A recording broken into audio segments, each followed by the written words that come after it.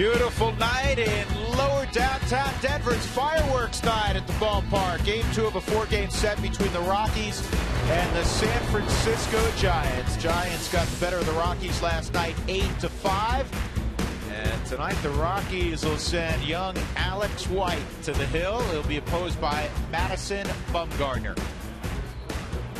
And welcome upstairs. He's George Frazier. I'm Drew Goodman. Glad as always that you are with us. Let's talk a little bit more about Alex White. First of all, there's a caveat here.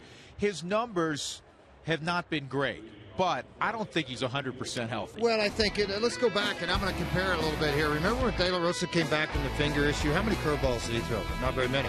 And I think the slider, because I saw the slider at Tulsa, one of his starts there, it was nasty. It was a plus pitch, but he only threw 5 of them. His last start, he threw 6. He's trying to get by on sinker and a cutter. He's trying to get by on a split finger, and I think he's done a good, decent job with it. But again, I don't think the kid's 100% arm strength that we're seeing consistently. And honestly, I don't think he's the same kid you're going to see next spring once it has 5 months on his finger to heal.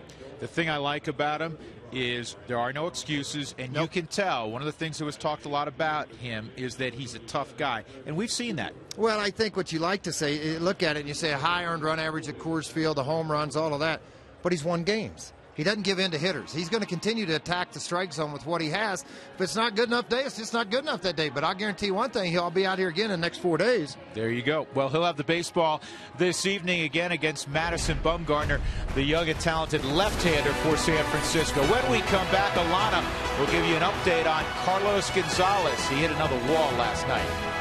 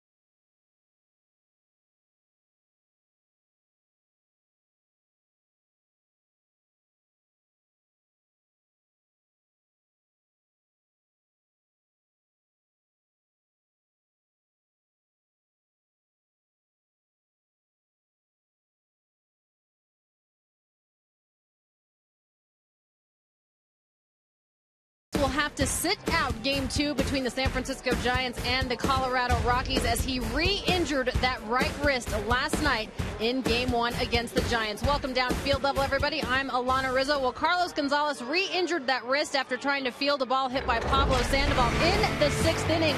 It ended up being a triple for Sandoval, and it also would complete the cycle for the San Francisco third baseman. I talked to Carlos earlier today. He didn't have to get an x-ray or an MRI, but it is still sore, and Keith Duggar, the head athletic trainer, said Carlos Gonzalez is unlikely to play in the entire San Francisco Giants series. However, he does want to get back out there on the field. He still has things to accomplish in the 2011 season.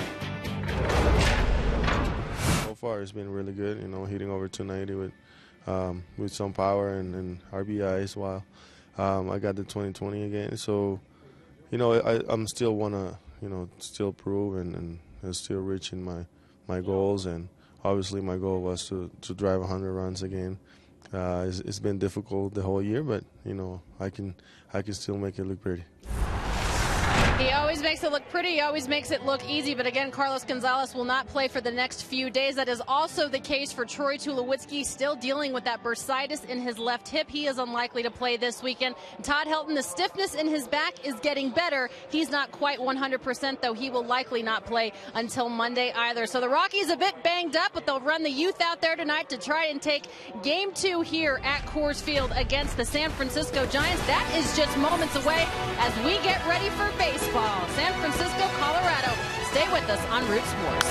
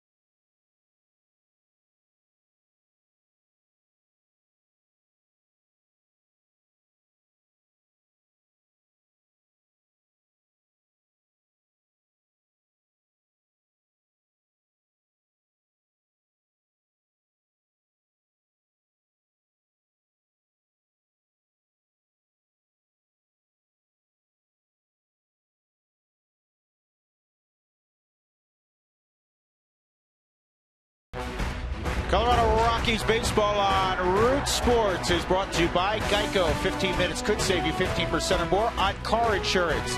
By the Ford F-150, it's not just a pickup truck, it's a Ford F-150. Drive one. By CenturyLink. Quest is now CenturyLink. Your link begins here. Find out more at CenturyLink.com. By Sonic, you've got two hands for a reason. Put the Kick and Coney in one and the Bacon and Blue Dog in the other. They're new and only at Sonic for $1.99. And by Southwest Airlines, find our fares online only at southwest.com. Very pretty night in Denver as Alex White jogs to the mound. The Rockies in their purple home jerseys. And this is, again, Game 2 of this 4-game set with the Giants. The Rockies still have 6 more encounters with San Francisco. They'll conclude the season in the Bay Area against the Giants in about a week and a half. Cody Ross once again will lead things off. He had a couple of hits last night. And the the rest of the Southwest batting order for Bruce Bochy. Jeff Keppinger will be in the 2-hole. Carlos Beltran, he of the 300 home runs, will bat third. Pablo Sandoval, he had a decent night last night, as I recall. A cycle for Kung Fu Panda. Aubrey Huff, then Brandon Belt, Brandon Crawford. And the only change in the original 8 from last night is Chris Stewart is behind the plate and doing the catching.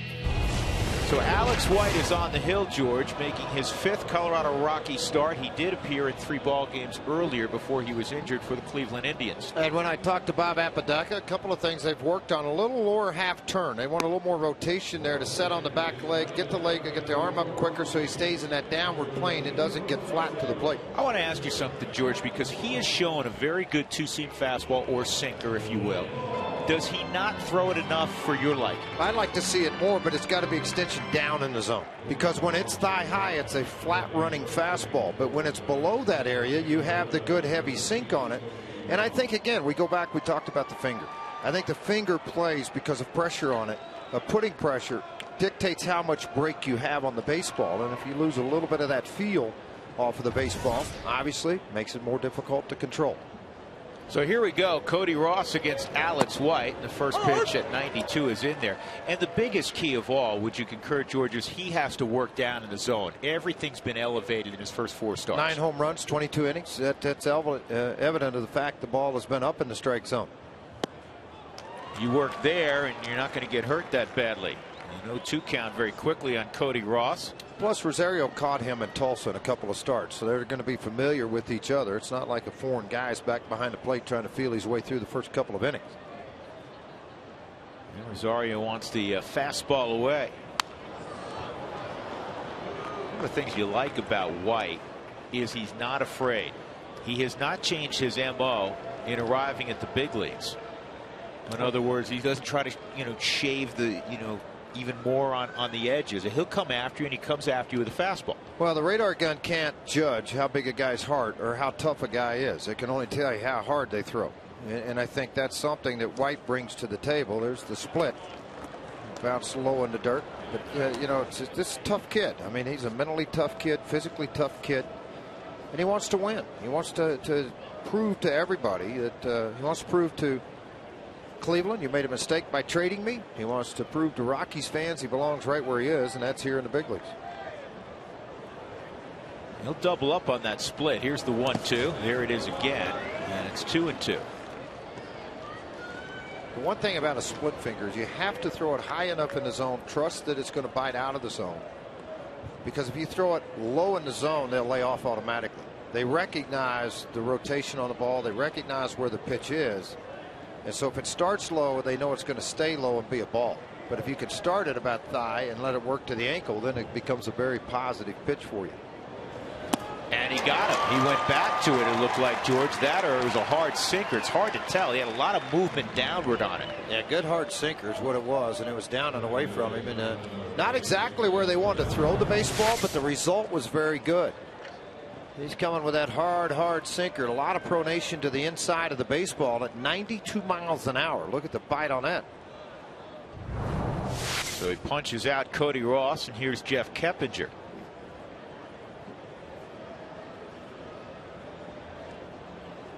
Looks like he's getting ready to run 100 meters.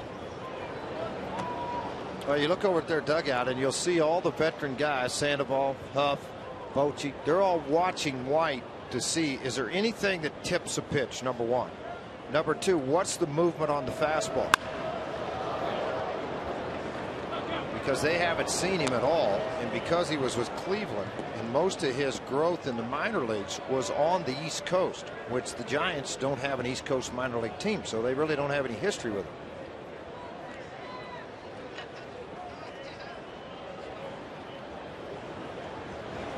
One just off the plate, 2-1. Your Double-A team was in Connecticut in the Eastern League. With Tulsa being in, in the Texas League, so they just never face each other. The International, you see him in Fresno at Triple-A, but White didn't make a start there.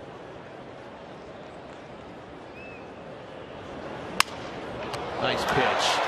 A jam shot, little flare right back at Alex White. Keppinger is gone. He needs new lumber. Let's take a look at the Rockies defensively. As Alana told you in part 2 of our open, Cargo, Helton, and Tulo all down. So Eric Young, Dexter Fowler, Seth Smith in the outfield. Tommy Field, Mark Ellis up the middle. Kuzmanov with that back injury is back in there. Pacheco's at first again, and Willeen Rosario's behind the plate. And here is Carlos Beltran. Good sinking fastball there. It's 0-1 on Beltran.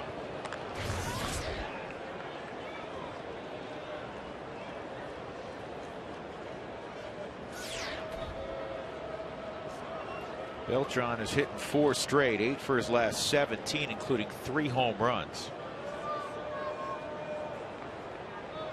He's going to be one of the more prominent free agents at the end of this year. And he's made big money. So the thing now comes to determination. He can hand pick where he wants to go play to get that ring, to get to a World Series. Here's the 1-1. And that just missed. Well, Beltran is 34, George, and I'm sure he's represented by Scott Boras. I'm sure he's going to look for, you know, something around 5 years, 6 years. But guess what? With his injury history, Tough to give that to him. For me, it is. I would think for a lot of folks it will be. Great player, but he hasn't been that healthy. 3-1.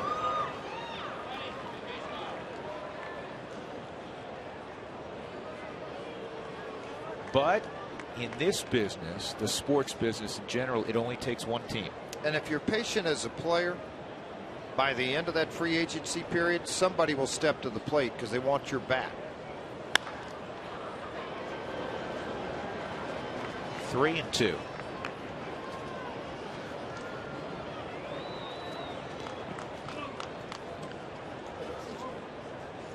Bruce Bochy's seen some guys who had really achieved offensively last year take a step back this year, and then of course he's dealt with the injuries, most notably Buster Posey, but Freddie Sanchez has been down.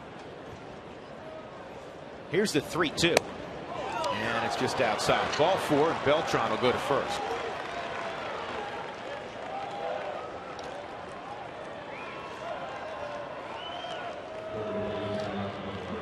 I was thinking about wearing the hat on the right tonight, George, but what is that? Well, I couldn't find anything that it went with, so what is that? Well, Brandon Belt's nickname is the Baby Giraffe, and that's why you see giraffes in the ballpark tonight with some Giant fans. See weird looking hats walking around. Well, we know his nickname. Kung Fu Panda takes a strike. Bochy was telling me a funny story. When he went up for his 4th AB last night, he already had the single, the double, and the home run. Bochy started rubbing his legs. He goes, "All right, man." He goes, "I'm not even thinking about that." Then he hits the ball, and Bochy's going, "Well, you might have to start." Yeah, you better start thinking about it right now. 1 ball, 1 strike.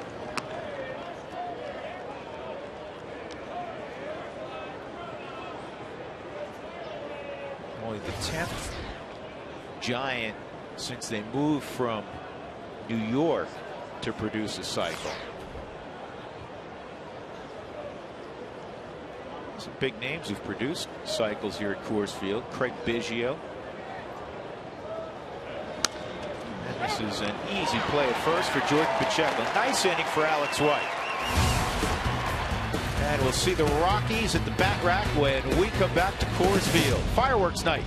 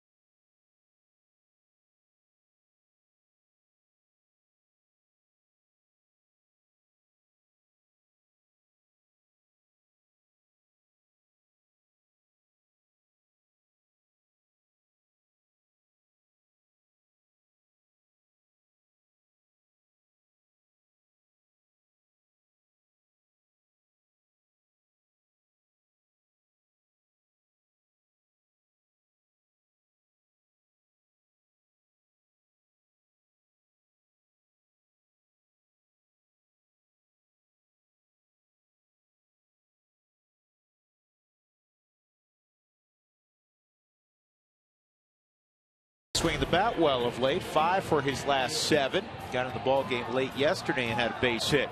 243 average overall. If he gets on, he can run a little bit, George. Dexter Fowler will bat second, then Mark Ellis in the revamped lineup again without Tulowitzki and Cargo and Helton. Kuzminov will bat cleanup. Pacheco slides into the 5 spot. Seth Smith will be next, the only lefty in the lineup against Bumgarner. Willeen Rosario 7th. Tommy Field, who had a couple of hits yesterday, will bat 8th in front of the pitcher Alex White. And there is the 23-year-old Madison Bumgarner making his 31st start. Yes, he is. Bumgarner is one of those guys, again, has really developed, obviously, in the postseason, but in his last 8 starts, he's 5-2 with 1 no decision. He's throwing the ball very well. You see the earned run average 333. Now, in his career against the Rockies, he's 0-3.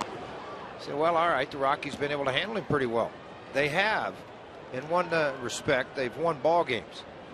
On the other side of that, he's pitched very well in low-scoring games. 3.00 earned run average. Won't be a ground ball to Crawford. Be able to retire over to Huff. This year, he's made 2 starts, 13 innings, walked 1, struck out 11. It has a 138 earned run average, yet he's 0-1.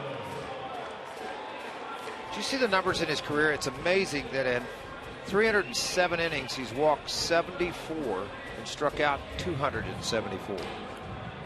Put up some very good numbers for a youngster and a left-hander. That's another one of their homegrown guys. Drafted in 2007, their #1 pick. Matter of fact, no hit the Asheville team at the end of the 08 season to win the championship and move forward. He was pitching for Augusta then in high A. Or excuse me, low A. Dexter takes down low. It's 2-0.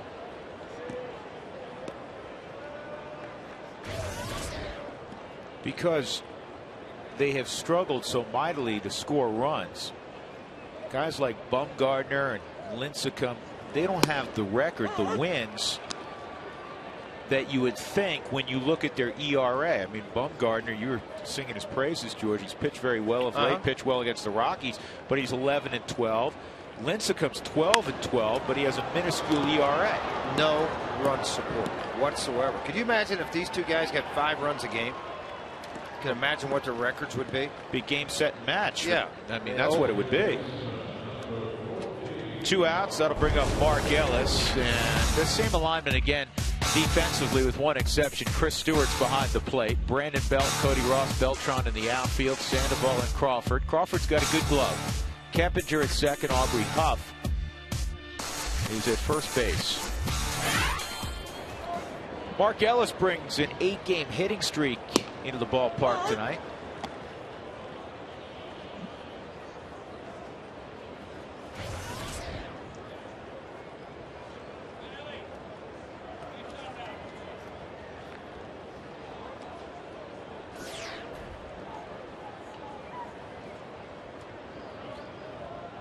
This is the second time that Mark has batted 3rd for the Rockies. Most of his work, 37 starts, in the 2-hole.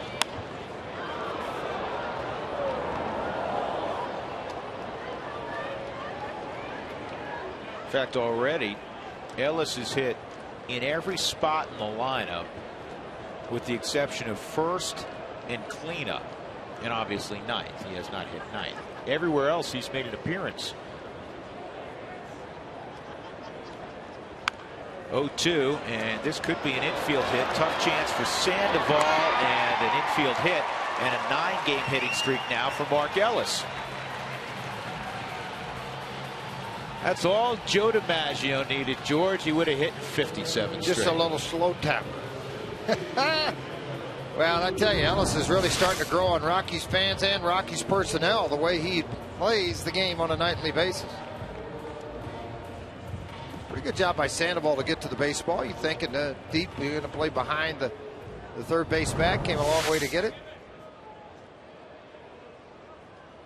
Kevin Kuzminov will step in against Bumgarner. Doing a little work on that second base bag, making sure that it's anchored properly.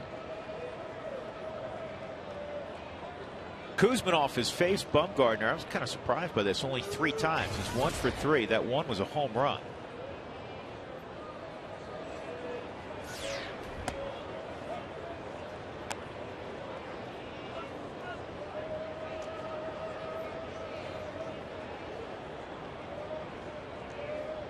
Outfield straight up for Kuzminov. And the infield aligned in a similar way.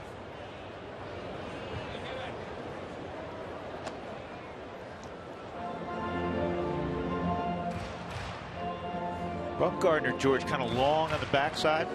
Always has been. Kind of an arm long slingy. Used to a lot harder. I mean, he threw the ball in the mid 90s, 95, 96 when he came out of high school. They were talking to a lot of the Rocky scouts and cross checkers and Bill Schmidt about him because he was high on their list, left-hander, threw strikes. But he was 95, 96 then, played first base, swung the bat.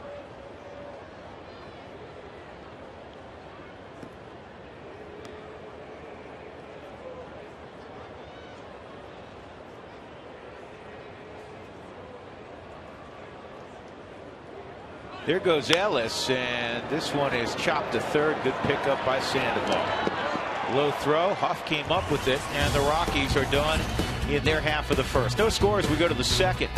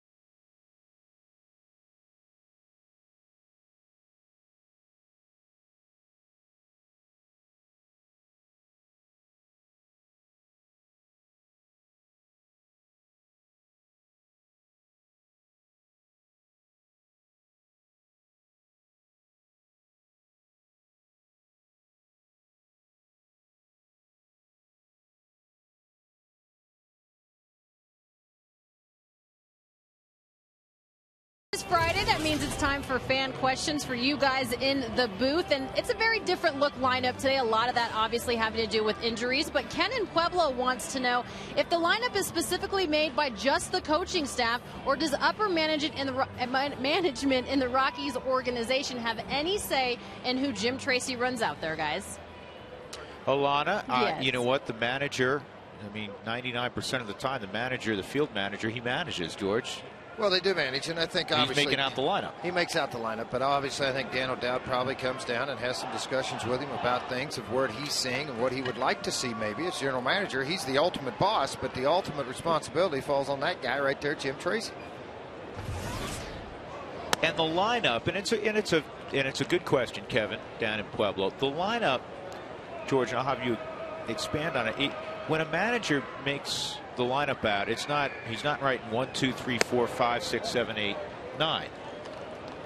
A lot of times he'll say, well, in certain guys he knows he's going to have Cargo hitting third, he's going to have Tulowitzki hitting fourth. Those are givens. But sometimes he's, I want this guy hitting seventh in this particular matchup, and so he'll write that name in first before he has written in perhaps other names other than the staples of a lineup.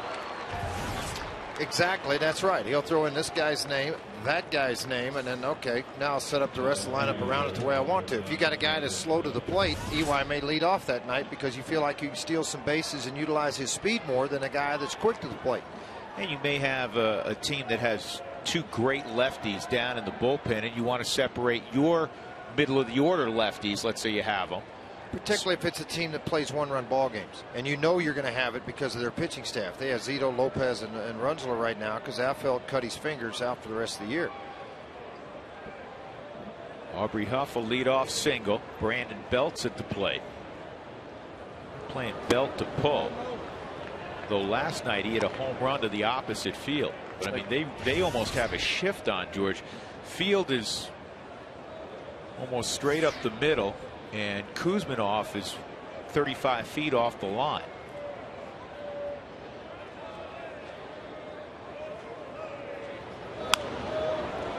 Belt fouls this one off out of play.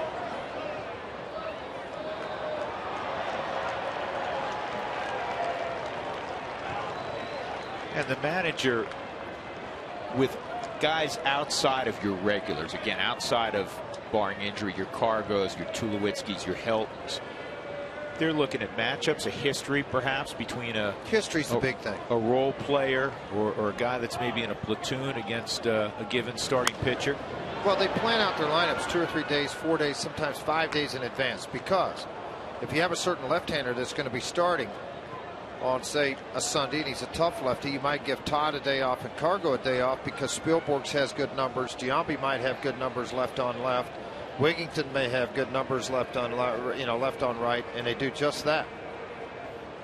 Well, by the way, the Rockies recalled Hector Gomez today. There's Hector. Yep, Hector's in uniform tonight and is available to play in this ball game. And there's only one thing preventing Hector from becoming a very good major league player, and that's his own health, unfortunately. He's had back issues, wrist, hamstring, a number of them, but yet called up today from Tulsa. With all the injuries that's happened to the middle of the infield with the Rockies, they wanted to have the insurance policy here.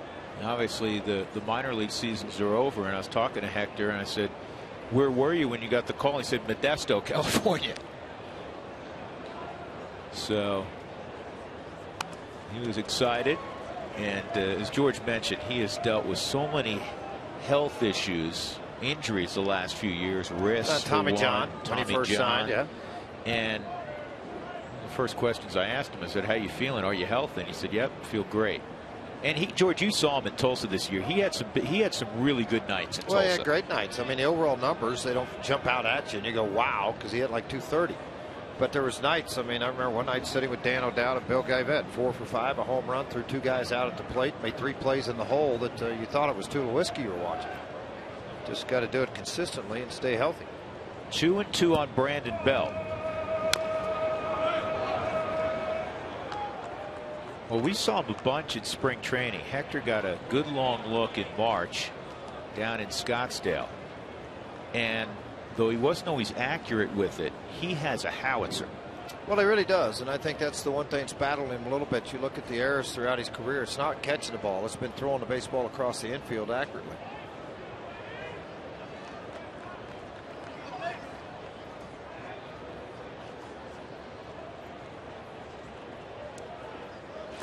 And he got it. Nice job by Alex White. Through that back foot slider to punch out Brandon Belt. Well, Belt's always been one of those guys that has a difficult time because he crowds the plate on this slider. See how far out in front, swings out over the top of the baseball and comes up empty-handed.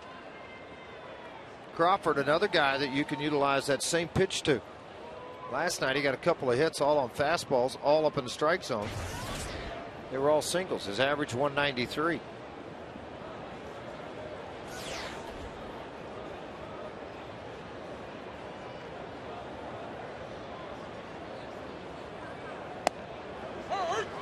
And Crawford takes strike 1.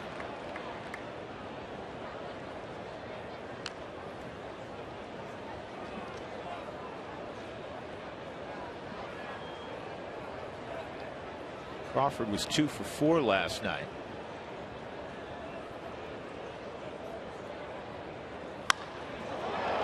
Center field, Dexter will have to retreat a little bit.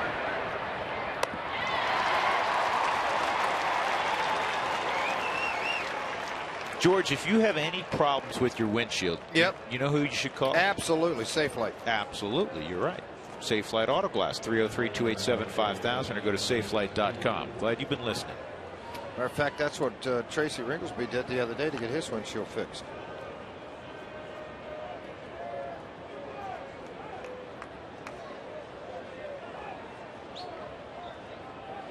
Two outs. Aubrey Huff still at first base, and here's Chris Stewart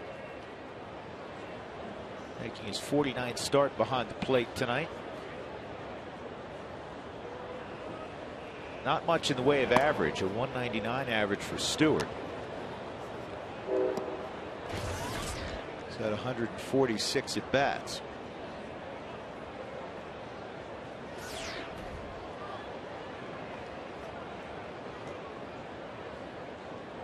Having a conversation, George, down in the dining room today about catching position and the fact that the industry just has not turned out many really good two-way catchers, guys who are sound defensively, call a good game, block the baseball, and produce offensively. You know, Brian McCann is, you know, top shelf. Joe Mauer, but now Joe Mauer's future behind the plate is in question, and that's the point I'm warming to. If Joe Mauer, who is looked upon as one of the best position players in the game a couple of years ago, if he's not catching and he's playing somewhere else, his value, and he's already getting paid, goes way down because he's not a home run hitter. Well, a good example of that, Victor Martinez, when he was catching, hitting the ball, doing what he was doing, pretty high value. Now all of a sudden he's more of a DH first baseman. But because he hits the ball over the wall still, it helps. It helps. But, you know, Joe Mauer in that new ballpark, Target Field, he doesn't hit home runs. Here's the 2-0 on the ground foul. And again, that's not to disparage Joe Mauer and say you wouldn't take a Joe Mauer on your club. He's a tremendous hitter. But if he eventually is not behind the plate, his value is not nearly the same. It's just a hard spot to find guys who catch and also produce offensively. That's why the Rockies are excited about Willeen Rosario. They think he can be a very good two-way catcher. This ball's well hit left center field. And it hops over the wall, and that is a break for the Rockies because Aubrey Huff was going to score easily. It's a ground rule double for Stewart. And it gives White a chance to get out of it without any damage because Bumgarner's coming up.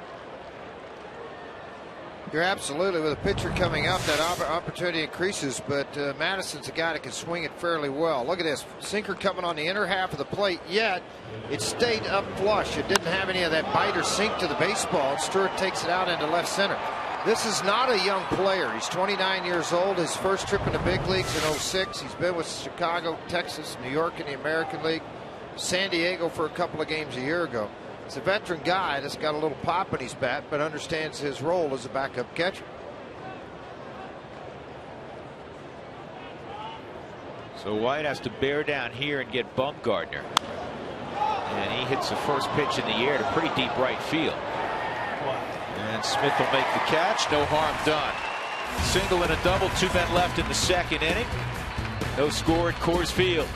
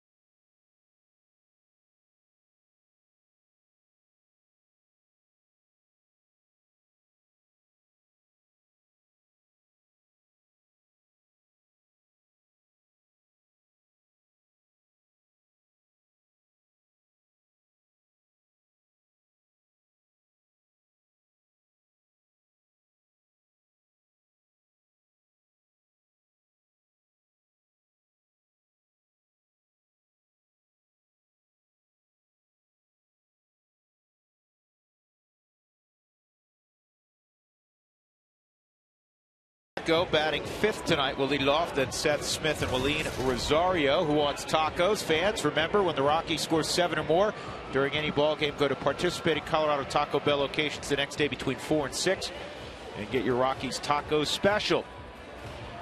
Crazy for Checo. You know, it's nice when you've been in the big leagues, George, for about a week and you have your own fan club. Yeah. And Jordan's done a great job, you know, since he's been called up. A couple of home runs, 7 RBIs. Those RBIs, the most of any Rocky since his first appearance in the big leagues. He's playing every day. He's played third. He's getting his 2nd straight start at first base. And last night he hit another home run. Both home runs have been basically straight away, which gives you an idea that there is pop in there. Only 3 home runs in Colorado Springs this year. He's already got 2 at the highest level there is. 2-strike count. I think he's the guy that probably will hit somewhere between 10 and 15, 10 and 18 home runs at the big league level. He'll drive in 75 to 100 when he gets that chance to play every day, because he is a guy that comes up with some big base hits with men on base. He's shown that already with 7 RBIs. Drew talked about that. I think he's going to have a good on-base percentage as well. He has a very good idea of the strike zone. 1 and 2.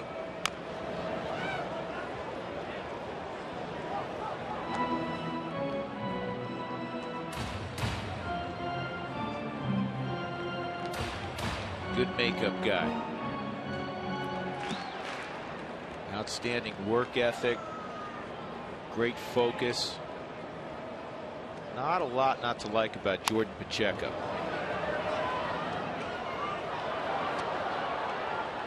And now, of course, the question becomes with Jordan. That's an interesting getup. Where does he play? Or is he a guy that's kind of a jack of all trades, gets 450 at bats because he could play multiple positions? The bat will ultimately tell his story. Well, absolutely will. If he swings the bat, you find a place for you to play. Pretty simple. And I think he's going to hit.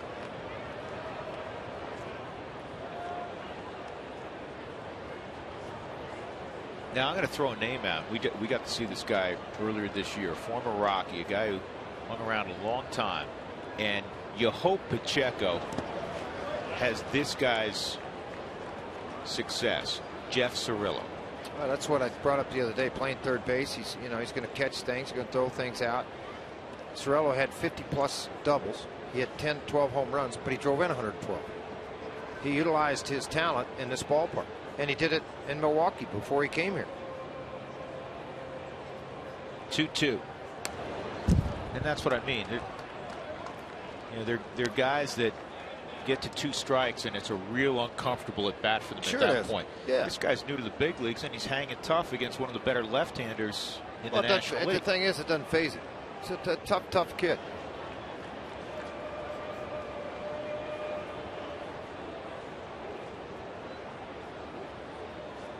And I guess apparently, my opinion of him, Rosario, of Hector Gomez, of Chacin, all those guys, I've been able to watch them since they were around Parker, and I would go watch them. They would be on their teams together at times and watch them play. Being from Tulsa, I get to see them perform in Double-A about 25 times a year when I go down to the ballpark, because I go to the park there when I'm at home. Go down and watch 4 or 5 innings, go home. Sometimes come late to watch the bullpen. But you get to see how guys play and react. And what I really like to do, Drew, I like to go because they don't know I'm there. They go, well, because guys want to play hard in front of people when they come into town. I go down and sit in the right field corner, left field corner. I'll stand out in left center field on the berm. I want to see how guys play. It's easy when Dan O'Dowd or Bill Guyvette shows up to run 4 balls out hard, because the brass is in the stands. They're trying to impress. I want to see what you do when you don't know the brass is here. Another 2-2, and this hops over the mound. Keppinger just in time to get Pacheco. Good at bat, though, because he really mounted up some pitch count.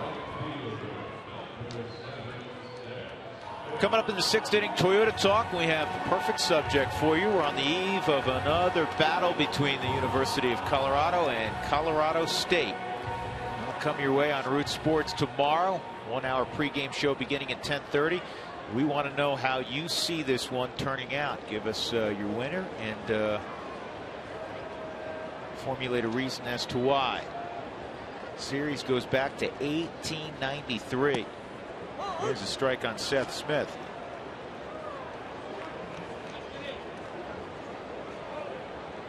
CU a hard luck loser in overtime last week to Cal. CSU beat Northern Colorado. CSU's 2-0. They got past New Mexico and Albuquerque in week 1. Colorado was out in Hawaii in week 1. Lost that football game. Here's the 1-1. And smashed to Huff. And in a creative way, he came up with a baseball. A little leather, a little bare hand. Well, it's kind of self-defense mode, to be honest with you folks, because it's hit so hard, it's hit right at him, that he doesn't have much choice. I either take the thing off my shins, or I try to put some leather on it, and he stayed right in front of it, olayed it a little bit until he absorbed it by taking the glove back, and then was able to make that play. With 2 outs and nobody on, Willeen Rosario will get his first look at Madison Bumgarner. Rosario 2 for 4 so far when facing a left-hander at the big league level. He takes outside, ball 1. That big series in Fenway, George, the Red Sox were behind 3-2. They've just taken a 4-3 lead in the 5th inning. Tampa won last night to close to within 3 in the wild card race. That's a strike. 1-1. Chris Iannetta did the catching last night. Chris had a nice ball game, 2 for 4, including a home run. His 13th of the year. And this is in the air, left center field, and it is going to touch down and roll to the wall. So Rosario now turned it up. He's thinking about 3. The throw to third, not in time.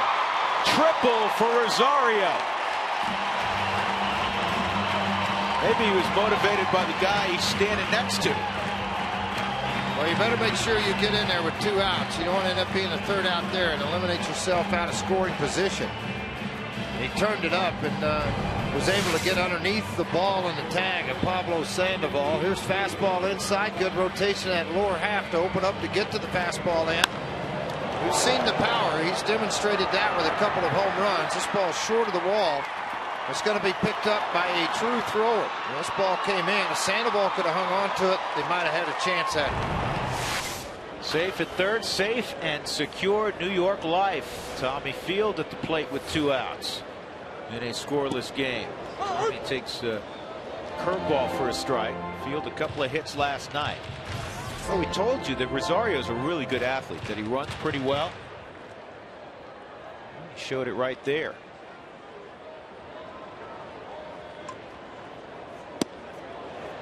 Oh, and 2. But you're absolutely right, George. You better make sure you're not out at third base in that situation. It's not going to make a manager happy, I promise you.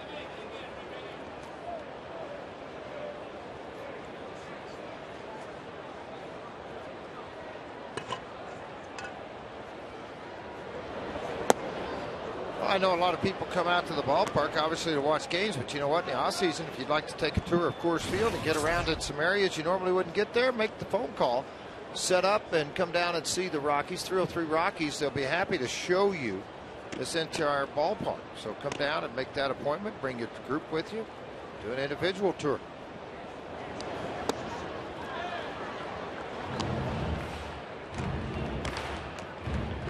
Two balls, 2 strikes on Tommy Field.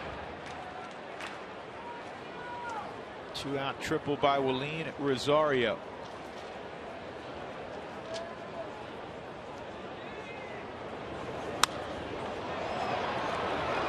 In the air to shallow right. And the catch is made by Carlos Beltran. So Rosario left at third base. We'll go to the 3rd. No score.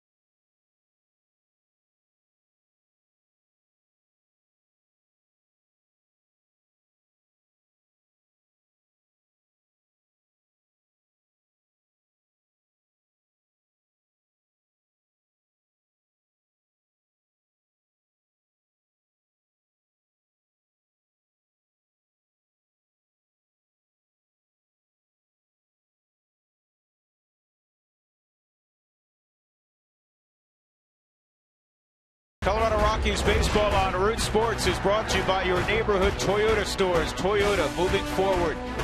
By AT&T, the nation's fastest mobile broadband network. By McDonald's, brighten up your day with a free small premium roast coffee at McDonald's until September 25th. I'm loving it. And by the Colorado Lottery, Mega Millions from the Colorado Lottery. Mega jackpots every Tuesday and Friday.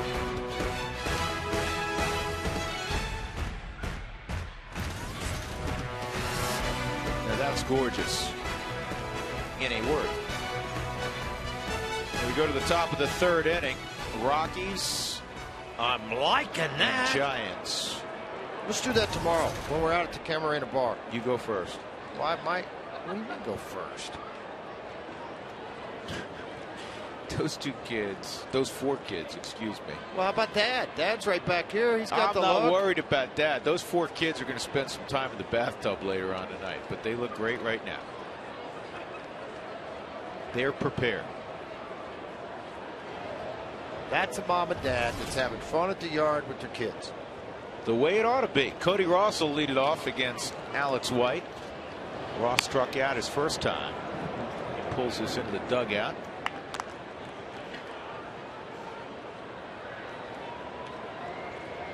De La Rosa had the injured finger and he came back. His first four starts, he struggled big time. 20 2/3, because we talked about this with Alex White and the injury that he had to his finger and how it may affect his slider, affect his curveball, maybe even a split finger. 20 2/3, 19 hits, 11 walks, 5 home runs, and then his other 16 starts that De La Rosa had after that settling in period, he went 8-5 and gave up 10 home runs in 101 innings. Things got a whole lot better.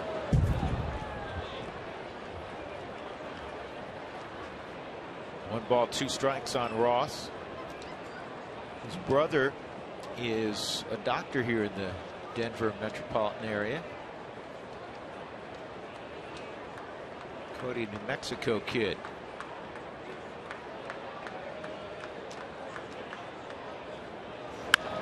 Slider on the ground at Tommy Field. 1 out. Geico quote of the day. We haven't quoted the former Giant Hall of Famer Mel Ott, who swatted 511 home runs in a while, George. Every time I sign a ball, and there must have been thousands, I thank my luck that I wasn't born Kovaleski or Wobbs or Peckinpah. What? The second one, I have no idea what he said. I got Kovaleski and Peckinpah. Wambasha games. It's a lot easier when you have 6 letters to sign. You're signing right now. People send you and Jeff your baseball cards. Yep. Wintertime gets real busy, and then about February gets pretty busy. Still haven't seen a baseball card of yours where you didn't have a mustache. No, there's not very many. I don't think there's any. Well, there might be one. Maybe. I don't know. Well, who should know if you don't know? I just signed G. Frazier. You signed Yogi Berra on the back of it, and we send it back. Hey, we got a bonus here. Yogi signed. Let the cat out of the bag. We've never done that. We haven't. You have. 3-0 on Keppinger.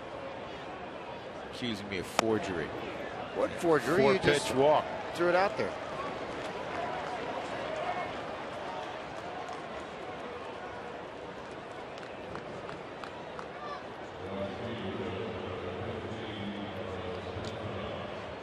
Beltran walked his first time up.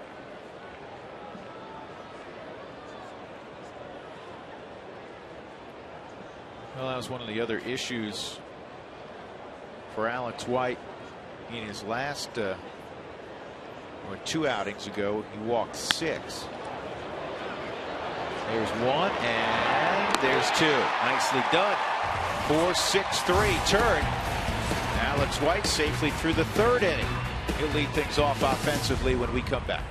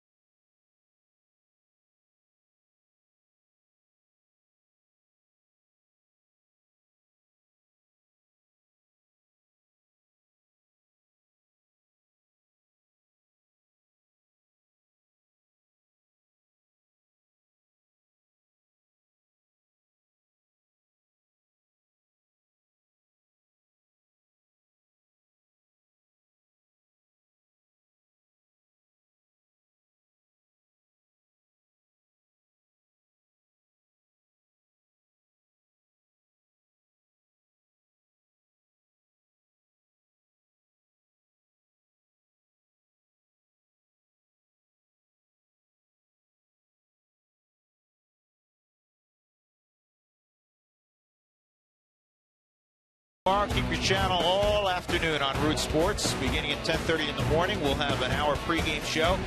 And then the Rams and Buffaloes get together. And afterward, we'll have a lengthy postgame show as well, right here on Root Sports. Alex White takes ball one from Madison Bumgarner.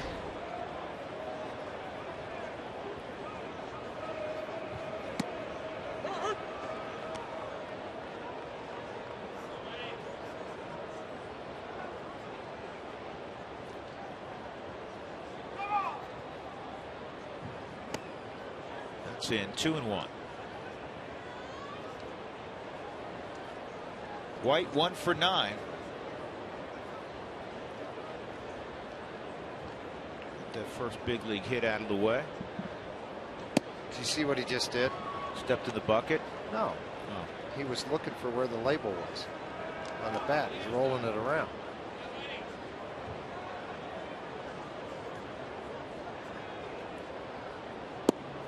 It's in there 3-2. And you don't want to hit with the label. You want to hit with one side of it. As a pitcher, you want to hit with anything. You don't care. Contact. Now get your way through the infield. Guy who owns Rock Bats, George, was giving me a great explanation. We saw him in Milwaukee. It's a Wisconsin company. And he's giving me an explanation on why with his maple bats you always want the label up. You want to hit on that side of the bat right next to it, the label being up, as opposed to the other side of the bat. There's very interesting, and players take their bats very seriously. They'll get a shipment in, they'll weigh them, they'll ping them to hear how high pitched a tone there is. The higher the pitch, I think the denser the wood. Wider grains, knots. Yeah, that's on the ash. Yep, they want to see. They want to see the knots. About 65% of players now or so use maple.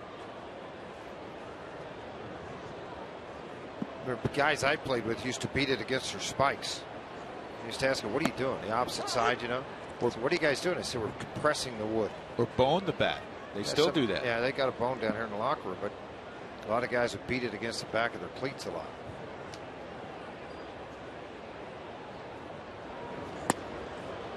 Two-strike count on EY. He grounded to short his first time up.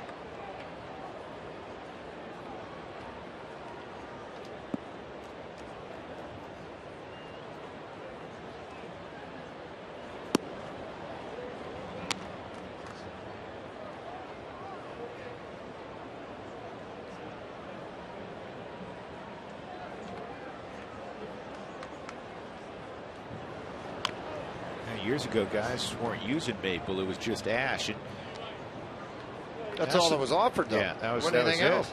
Now you know it's coming in vogue a little bit. Not so much yet at the big league level, but birch.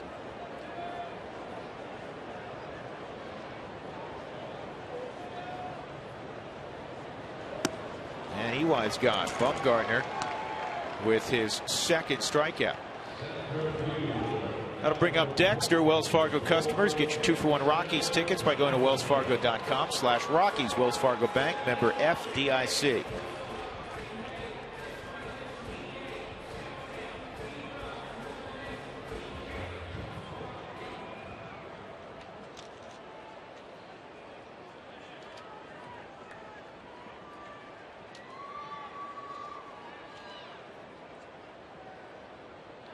Dexter hit a fly ball to right field his first time up. Rockies are 9 games under 500 against the West, 27-36. 38 at Coors Field. And this is a high fly ball to Brandon Belton left. A 1-2-3 inning for Madison Bumgarner. We turn the page to inning number 4.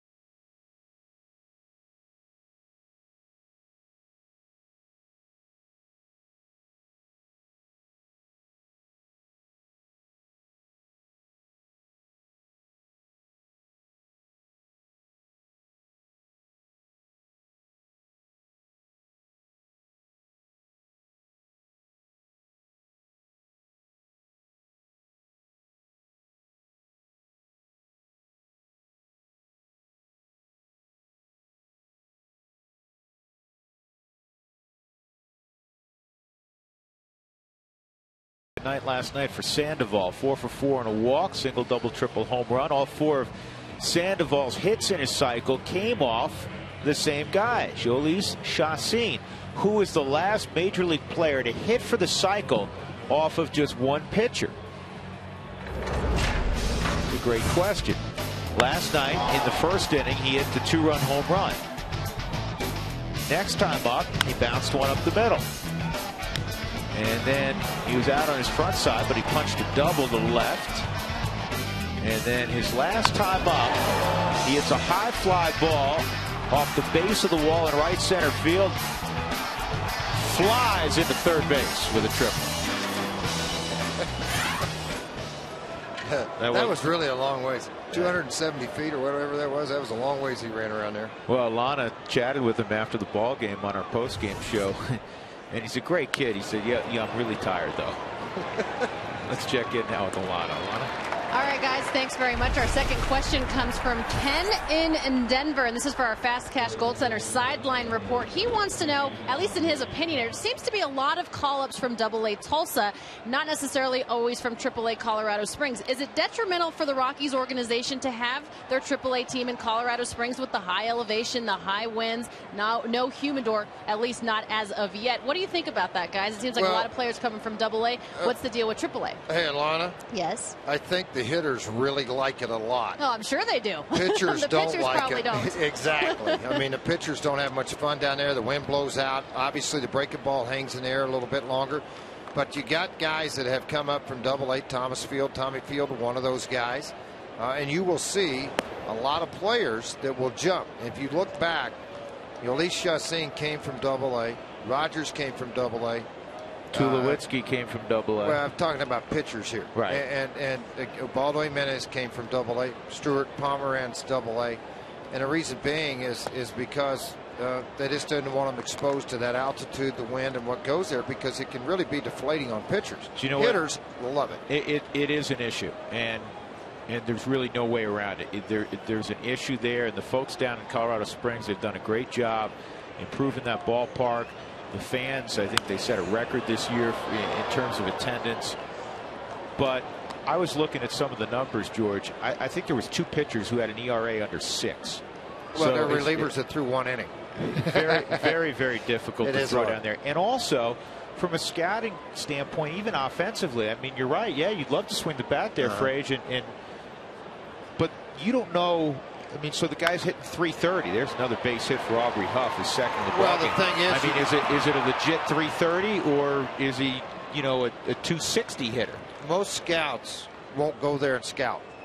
They'll catch him at Salt Lake, Fresno. They'll catch him at another ballpark, Oklahoma City, Round Rock, in a more legitimate ballpark. And then that way they can cover the pitching and hitting at sea level, and it makes it a little bit better to make a judgment of that. And it should be noted that in the Pacific Coast League, there are other ballparks that are very, very difficult to throw in. Tucson, Reno, both of those are really bad. Las Vegas is Albuquerque. Albuquerque and Las Vegas. Those 4 cities are the worst, on top of what you have in Colorado Springs. From a pitcher's perspective, it seems like a Cashman in Vegas. It's always blowing out. This is hit pretty well, right center field, and it's going to get on out of here. Brandon Belt has hit a 2-run home run, and the Giants have a 2-0 lead. Bell homered last night. And Alex White gets victimized again by the long ball. That's the 13th he's given up this year, to include his time in Cleveland, in a little more than 40 innings. So he split finger. Now let's see if the ball dove or he worked around it. Yeah, it stayed pretty straight and true.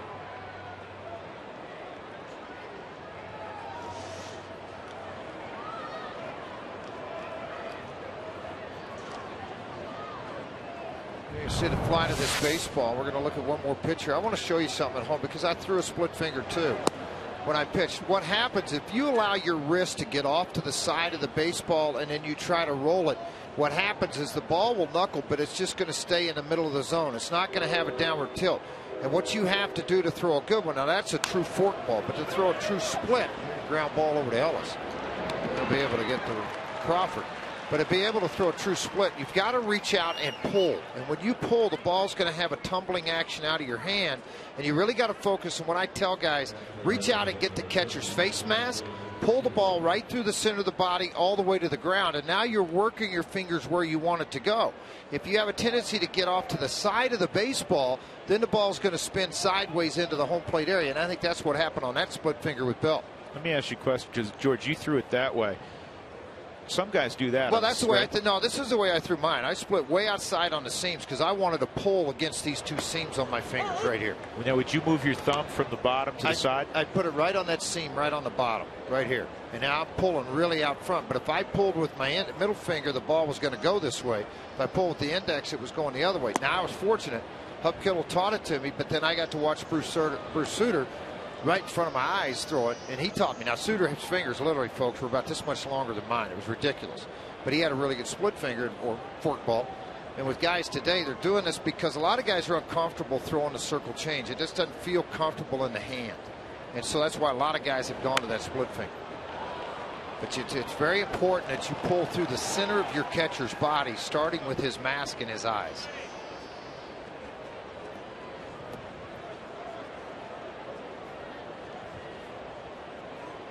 Home runs allowed National League during the month of September. Yvonne Gallardo's allowed 8. Alex White next with 7. 1-2 count with 2 outs on Chris Stewart.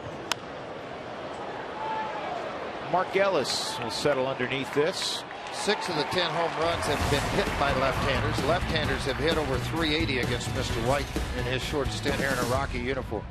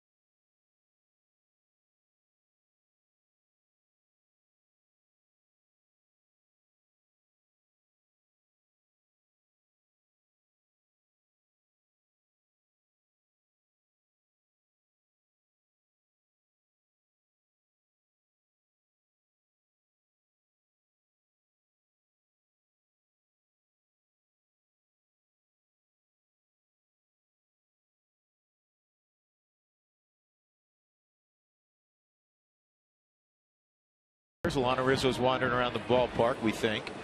And Lisa Iannetta has joined us upstairs.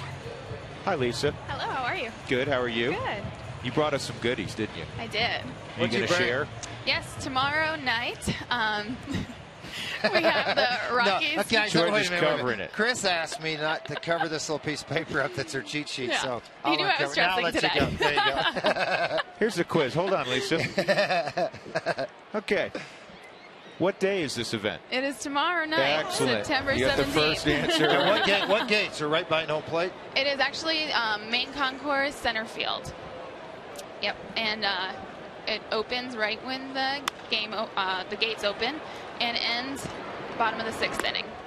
Beautiful, and you're going to raise money for the Children's Miracle Network. Yep, we've done it in the past. We've worked with them previously, so The auction is a silent auction that will feature baskets filled with players and coaches' personal Hand me the basket, favorites. You're not getting near this thing, all right? Can you lift because it up? You'll Can you fumble do it okay? This is the Chris Iannetta basket. It is. And so you get a game jersey. Is this a jersey? Or It's a shirt. A shirt. An Iannetta shirt, yep. And is it autographed? There's no, a lot of everything else in there. Everything else is autographed. You got a picture of Chris. He's got the 3-day growth going. What do you think of that, by the way? I miss it a little bit. You do miss it? Yeah. Okay. You talking about facial or on top? Both. I mean, the little Fu Manchu. He doesn't have a lot on top. No, but he let it grow in spring training. He did. I liked it. It was a bet, but I didn't mind it. I remember that. He told me about that. Yep. You get a Chris Iannetta autographed baseball card. There's some sort of there's wine glasses in here. Yes, Chris is a big wine connoisseur. Yep, loves wine. And see, I've started to reach in this basket, and you slap my hand because I thought it's tomato basil pasta, 2 ounce. And I actually thought it was salsa, and I thought George and I were going to have some chips and salsa here, but that's not an option, is it? No, being Italian and him loving his grandma's food, I had to throw some Italian feel in there. And this is great also, Lisa, because if you're picking up a pot, you're cooking the tomato sauce, you can't just grab it with your bare hand. So a little different, you have a batting glove to pick up the pot, exactly. right? And it's autographed. It is. No oven mitt, it's a batting glove. All the wives love it. worked pretty hard with putting together all of our significant others' favorite things. So. Oh, so these are all, that's great because they're all unique then. Yes, they are. And there's lots of memorabilia in there. Everything's signed, basically, so. Good deal. Should You guys do a lot of great things around the ballpark to raise money, and that's super. We do. We're really excited to help out the Children's Miracle Network. We've worked with them previously, so. They're a nonprofit organization that helps as many children as possible by raising funds for children's hospitals. And we're excited because their goal is to keep funds in the community and help local children. So that's awesome. Good for all of you. Yeah. And make sure that you Centerfield Concourse. Bring your checkbook tomorrow when you come to the ballpark. Checks, cash. We even have a ATM machine, so anything. We're pretty much accepting everything. Awesome. Your hubby hit a home run last night. I know, it's exciting. That was pretty good. It was. This ball's fouled down the left field line. So, were you as good a math student as Chris? Actually, math was my weakness, so I'm hoping that when my daughter starts school, I'll help with the English part, and he'll cover the math homework. Chris, every once in a while, speaking of English, you have to kind of go in there with pliers to pull the words out, right? He's pretty quiet and mumbles a little bit. That's the joke. So. Did he have one of his buddies ask you out to go with him since he didn't want to talk? No, I think I might have initiated it. Really? Yeah.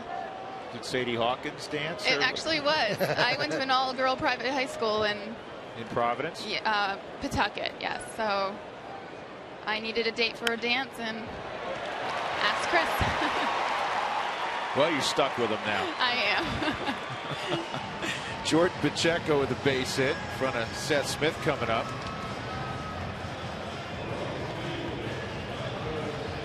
What do you guys have planned for the offseason? You know, not really sure yet. Just a lot of relaxing, spending time with our daughter. We're excited to take her to the pumpkin patch and apple picking.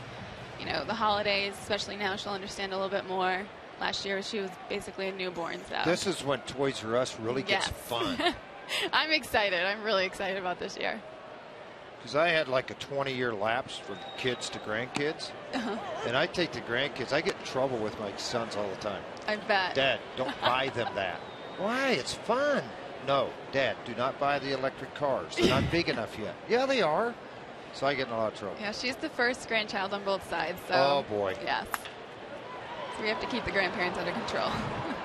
On the ground is short. Smith is thrown out. Lisa, we're a little upset with the Rockies this inning. Not only they didn't score, but they went too quickly, so our conversation's over. But very important. Tomorrow, center field. Center field. Gates open, and silent auction for players and coaches' favorite baskets, and come out and support us. You bet. Thanks for coming by. Thank you. Appreciate Lisa Iannetta. You did good. She did great. Really good. Go and support the Children's Network tomorrow.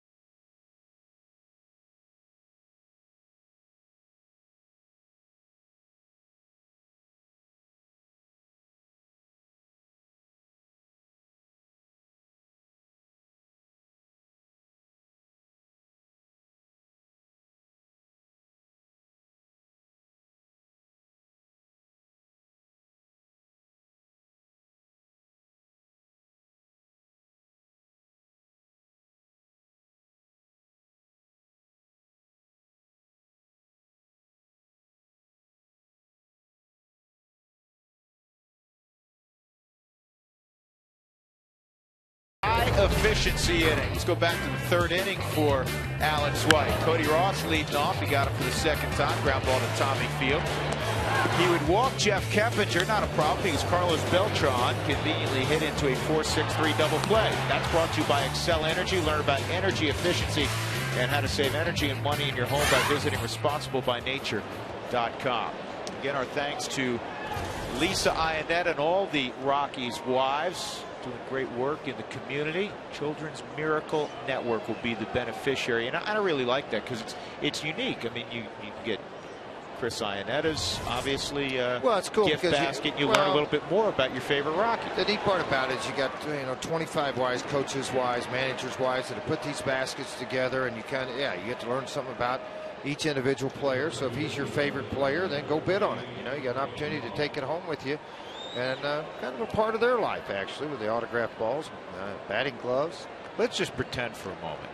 What would we put in our basket? Coffee. Yeah, coffee for you. Mayonnaise for you. Hot dogs. You have some dogs in there for you. Yeah. Bounce foul by Ross. Fishing rod. Yeah. Deer stand. That's a little big for the basket there, Frazier. Z71. Old. Bacon. Bacon would be in there. Bacon. Sausage would be there also. Eggs. Bread. Whole wheat, please. Lots of butter. How about just a can of cholesterol? This ball's well hit right center field, and this one's gone also. That is home run number 100. Not this season, but in the career of Cody Ross. His 14th of 2011. It's 3-0 San Francisco.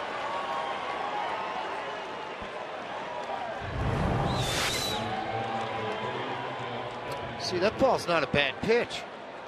That ball's down. Really down, and I mean, he's a very good low ball hitter, but to drive the ball that far into right center field into their bullpen, it's pretty good. Keppinger to short.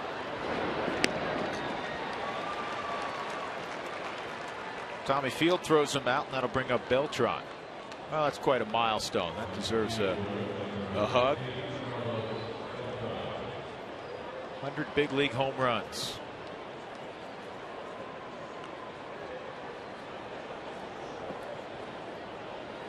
I agree with you, George. That pitch wasn't that bad.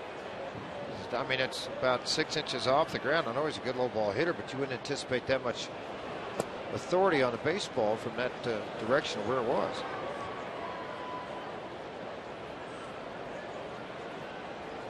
Beltran a walk in that double play we just showed you. Splitters down 2-0.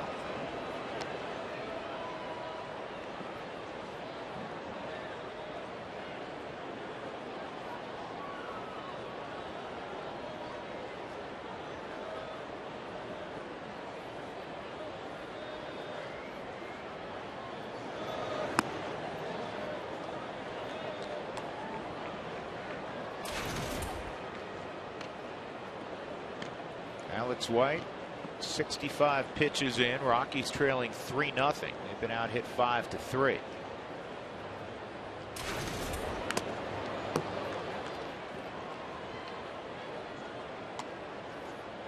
That postseason with Beltran, the last time he was a free agent before the Mets signed him to that big deal, he had such an unbelievable postseason. I think he made an extra $30 or $40 million, and I'm not just making up that figure. That was the speculation based on what they thought he would get and then what ultimately he got because of that great postseason. Well, now I'm going to agree with everything you just said. That's going to be a really tough play for Kuzma. A really tough play. Good job by Pacheco to come off the bag, and infield hit for Beltran. Is that no different than a guy that has a big September and gets a long-term contract? Yeah, I think you know what? I think it is, George, because that's on a national stage. Yeah, on the national stage of doing what he did, it made him more money than what he was going to make. But I think it's kind of sometimes it's that, you know, the last look that you get on guys. Yeah, I mean, what they accomplished and what he did in the postseason obviously was off the charts. He played 12 postseason games in 2004, lest you forget. He batted .435, scored 21 runs. He hit 8 home runs and drove in 14. He also had 6 stolen bases. That's in 12 games. Sandoval fouls it off.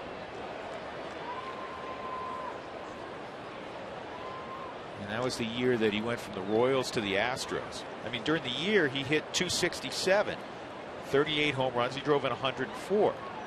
It was a really good year. But then what he did in the postseason, off the charts.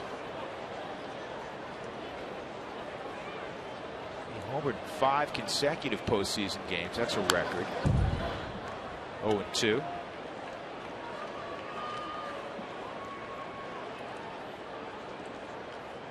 Tied Devon White with an extra base hit in 7 straight ball games in that postseason.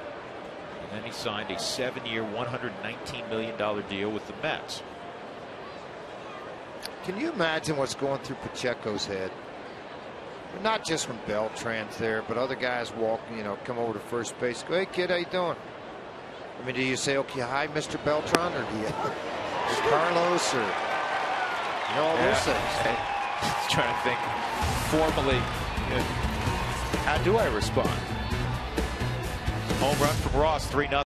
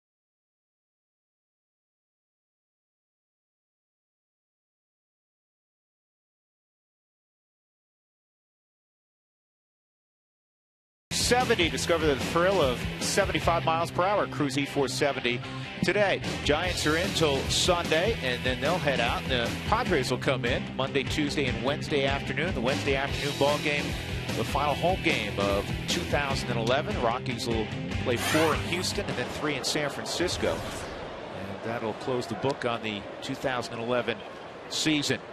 Willeen Rosario will lead things off. Rosario had a triple to left center field his first time up. First career triple. Madison Bumgarner has allowed 3 hits, 2 singles in that triple. Ellis an infield hit in the first to extend his hitting streak to 9 games. And then Jordan Pacheco a line single to left with 2 outs in the 4th. Bumgarner's 4-0 with a 1.30 ERA in his last 4 starts. 5-2 over 8 in his last 8 starts. I mean, he's pitched very well.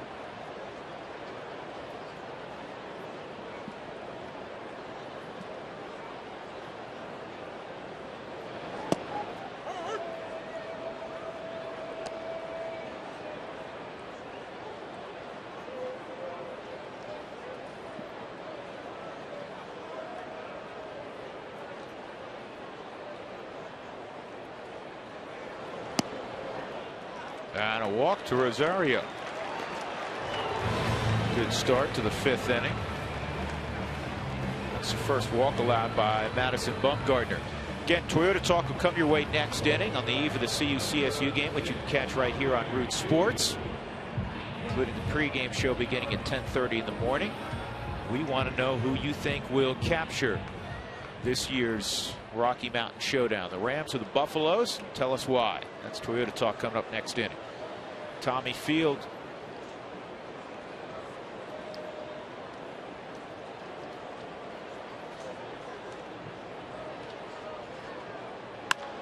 and Tommy Field strokes a single to center field.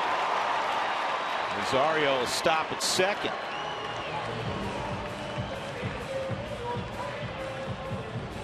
Starting to get a little more comfortable in his shoes here at the big league level, and it's shown with the bat. Fastball elevated out over the plate, could extend the arms, took it right back up the middle. Now the Rockies with White at the plate will try to advance to second and third to get a position for the top of the order to do damage.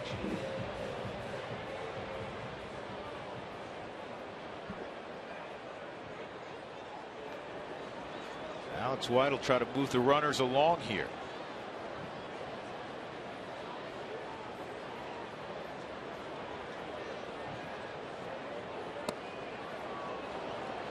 He does not have a sac bunt yet.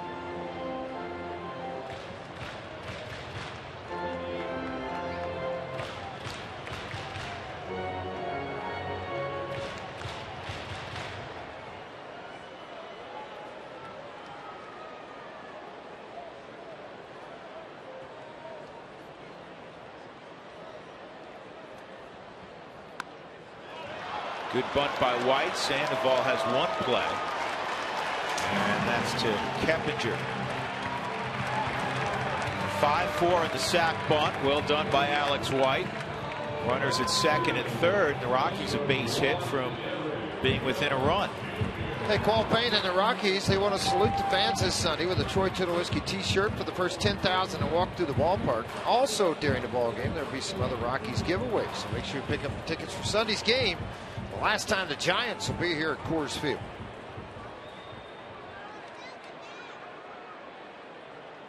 See if Junior's figured out Madison Bumgarner. Ground ball to short and a strikeout. This is in the air to shallow left. They're playing shallow. Was Brandon Belt. No advancement by Rosario. And now it'll take a 2-out knock. Dexter Fowler, who has swung the bat well with runners in scoring position, will come up. And even George, when he was struggling in the first half, he seemed to be able to get that hit when there was traffic out there. Well, he did that. He did just that. He came up and would get the big base hit to help you out a little bit, get a run across. It may be in early in the game, late in the game, but he seemed to be able to do that. Now we'll see what happens with him here with runners second and third and 2 outs.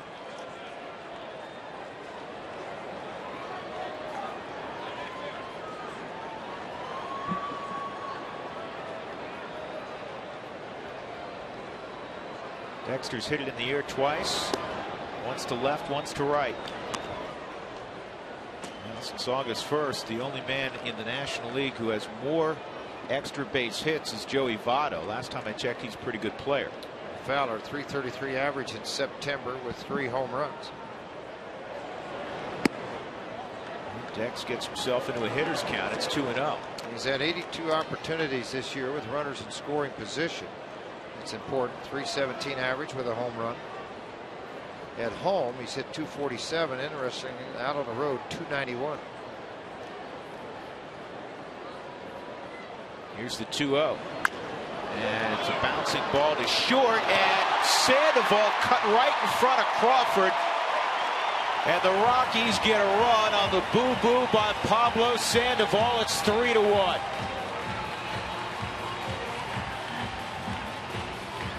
Not a smart play. Shortstop Crawford had gotten there to get to the baseball. Sandoval, over aggressive play, cost them a run here. Ball's basically right at shortstop. It's going to be the Christmas hop, and then Sandoval, playing a little bit deeper, takes off on the ball, then swats at it at the very end, does not catch the baseball. You extend the inning, you extend the pitch count. That's his 10th error of the year. And Mark Ellis takes his turn. This thing's got to get in the seats. Belt near the line. And the seats, watches it disappear into the front row. A young player, too, not familiar with this ballpark. Got over and really pulled up quick when he felt gravel versus grass under his feet. Yeah, to embellish that point, George, not familiar with the ballpark, and he's really not familiar with playing the outfield all that much. He's played first base the entire year in Fresno. The year prior to that was a first baseman, a little bit of outfield in college, but mostly a first baseman. They gave it a base hit, not an error. What? Just telling you what was relayed to me from Tracy Wigglesby, who's doing stats for us tonight. Base hit. Well, good for Dexter. It's an RBI.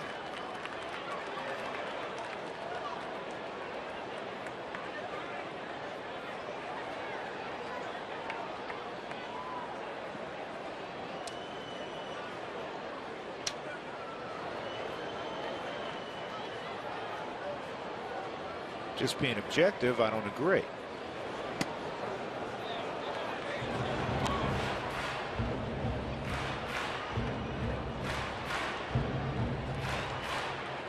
One and two on Mark Ellis.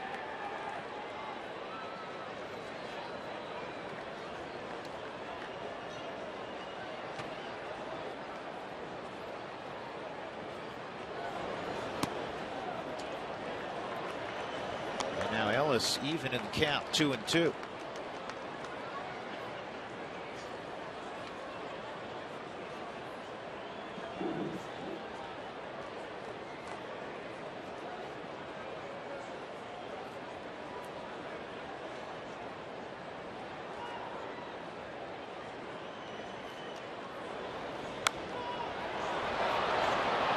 Crawford will glove it, and that's all for the Rockies. They do get on the board. It is 3-1 as we go to the 6th.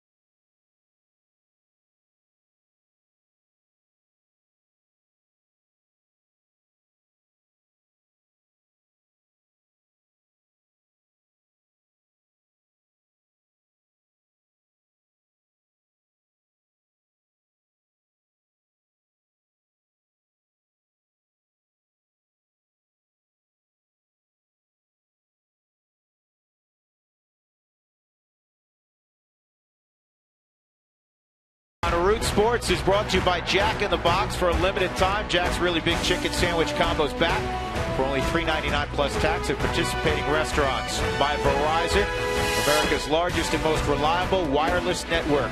By College Invest, are you saving for college or just thinking about it?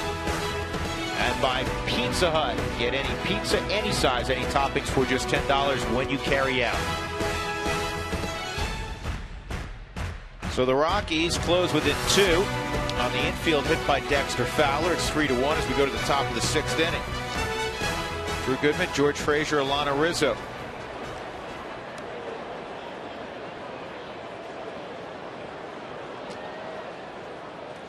Aubrey Huff's 2 for 2 against Alex White. Two singles to right.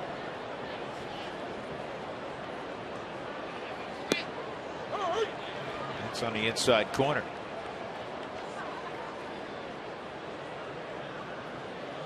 Giants have won 5 consecutive ball games. Their longest win streak this year came in the latter part of June when they won 7 in a row. As Bruce Bochy said earlier, they're hanging by a thread. Well, they are hanging by a thread, but Arizona, you know, there they are. They've got 6 games with Arizona. They're 7 back.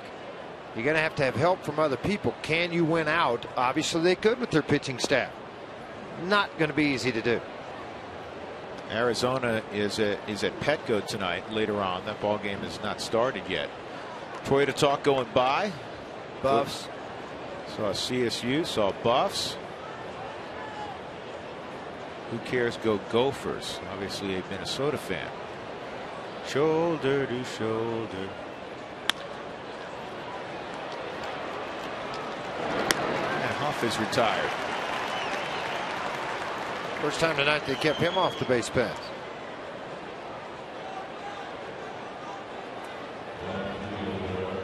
Arlene and Laramie. Cowboy, do you know Arlene and Laramie? Which Arlene? I knew that was coming. They're twin sisters, Arlene and Arlene. Because Arlene wrote in, Cowboy. I don't know why I'm shouting because you're right behind me.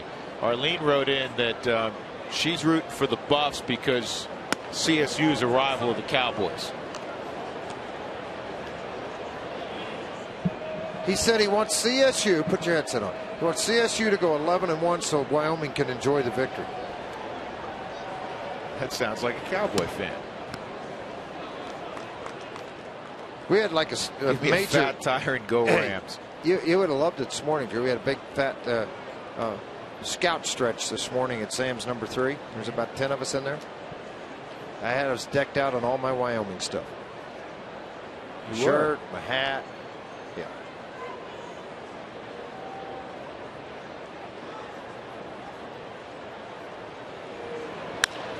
Center field. Dexter will come on, make the catch. Brandon Bell, who homered his last time up, is out number 2 in the 6th inning. There's a Wyoming fan. Cowboy, come here. Look at the monitor. Do you know this guy? You know this Cowboy, guy? do you know him? Says no, but I like his hat. We're trying to build Cowboys' future candidacy for governor. You got to go. Hey, you got to go down and meet this guy. I tell you right now, Cowboy will not run for governor. Ex-governor lives right up the street from him, though.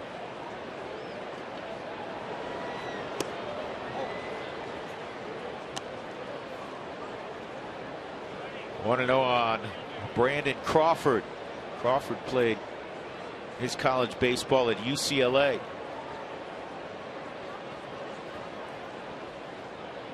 A nice shout out for Juan Nicasio from Karen down in Colorado Springs. And Juan's doing well. He's a mainstay again in the pregame card game, the clubhouse. Good to see him up, see him back in the atmosphere, in the locker room, being around his partners, his teammates. 3-0.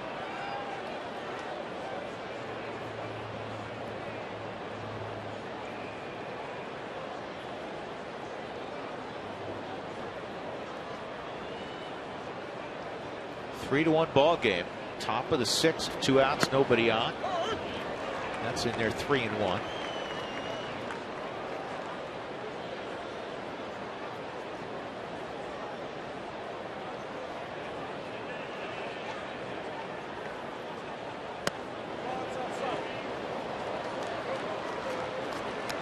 That's the 3rd walk allowed by Alex White, and it'll bring up Chris Stewart.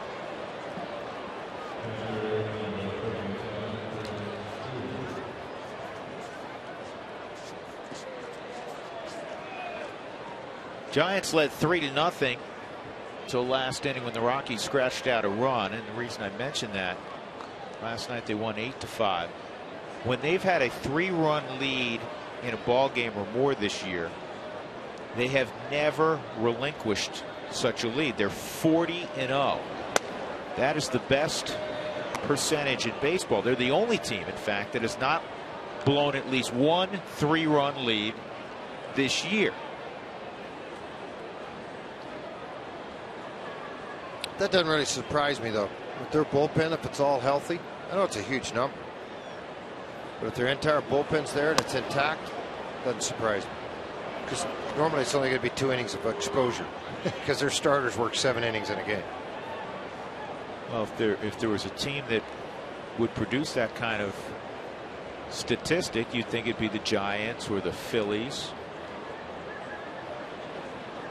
It's still remarkable. I mean, play 162 games, George. You're going to have bad days.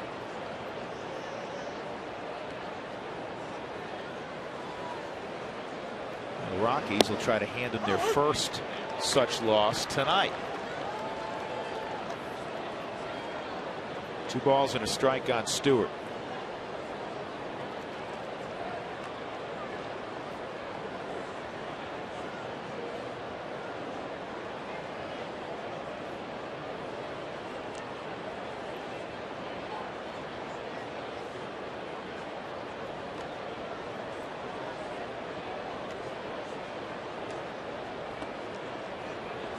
Crawford is at first base. Stewart a double and a pop out.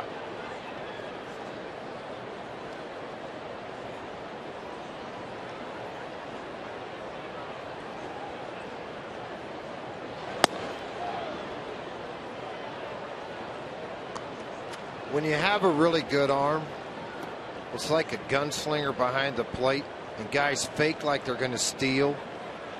Rosario will pop up and say, go ahead, dare you. He does have a good arm. There's no question about that part of his game.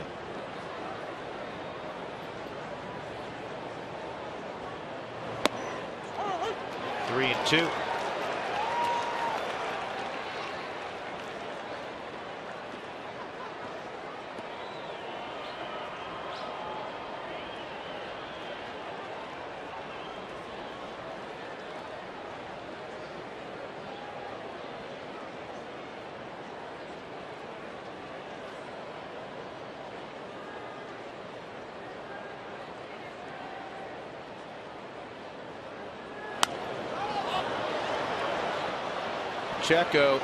Rosario is going to come back, but it's 15 rows behind the screen, so we'll do the 3-2 pitch one more time.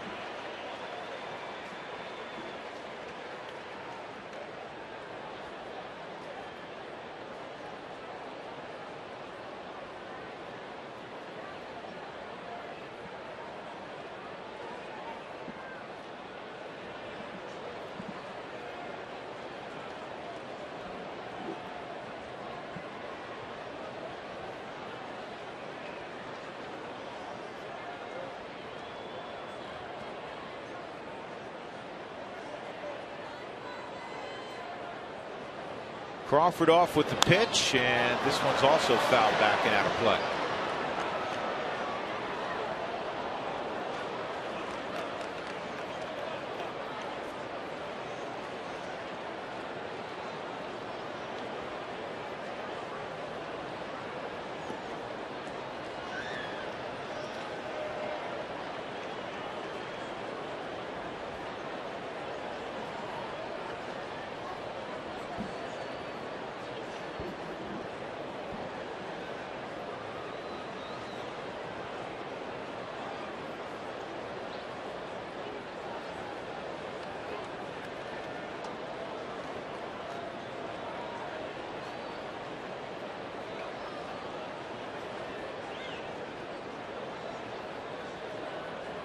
And that's way inside. In fact, it hit him. So now they're 2 on. Apodaca go out. Bumgarner coming to the plate. Alex White missed on an opportunity, George, to get out of this inning and still have the bottom of the order coming up in the 7th. Instead, the lineup's going to get flipped over. 2 quick outs and then a walk and a hit batsman. That's part of the key, part of the growing up process that you got to deal with.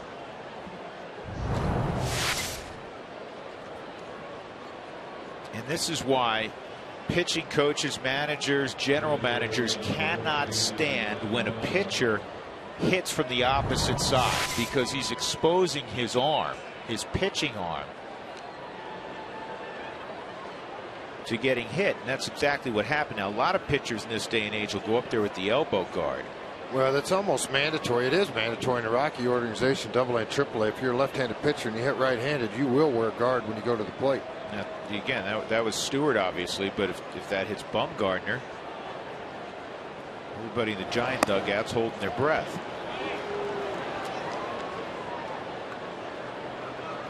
And he has one on. It's hard to see because it's under his shirt.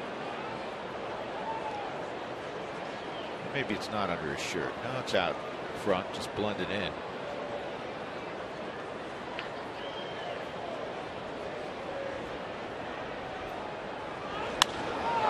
This ball is well hit right center field. Dexter can't get it. It bounces and hits the top of the wall. It's going to score 2 runs. Bumgarner, a 2-run double. And it's 5-1. All of this with 2 outs. You're in the bottom of the order. And Alex White, again, not getting the ground balls that you would hope he would get with that sinker mix. Trying to work the ball down and away from Bumgarner, and this is a big, strong guy. I mean, he swings the bat well.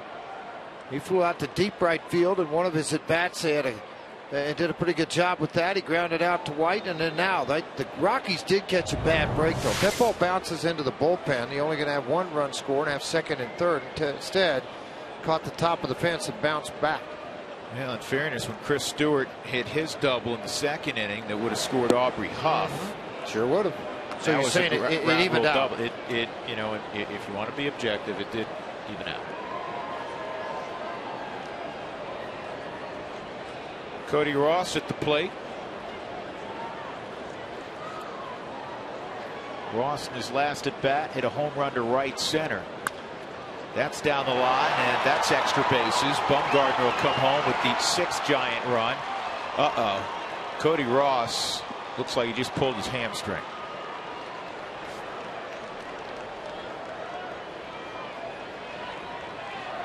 Well, he's battled injuries an awful lot. I can tell you that. He's done. He's just going to walk off. He's not going to be able to play at all. They're going to find somebody else to come into the game for him. Yeah, he was on his way to second. That's a double.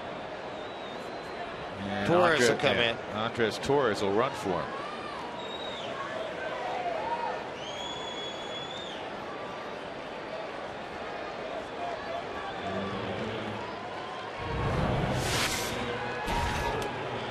The ball's hit right down the third base line, out of the reach of Kuzminoff, and then that's going to allow Bumgarner to come around and score. But then you'll see Cody Ross in the back of your screen pull up, and he got bit in the back of that leg. I mean, that hammy got him pretty good in the right leg.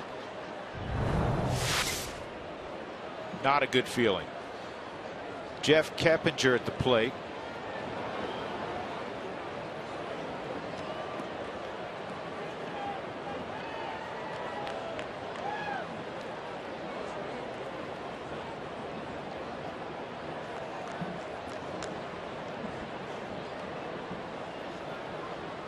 Left-hander J.C. Romero going for the Rockies. Right now can't go fast enough.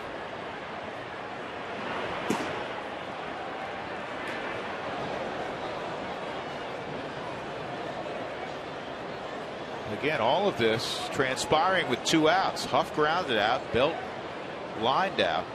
And a walk to Crawford on a 3-2 pitch. Stewart was hit by a pitch. And watch Cody Ross here. Rounding first base, got a double the whole way, and the hammy pulled.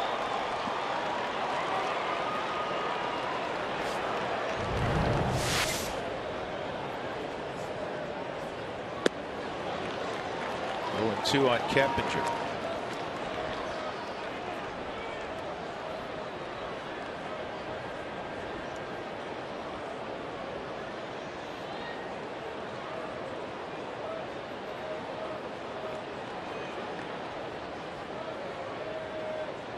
Eight hits allowed by White.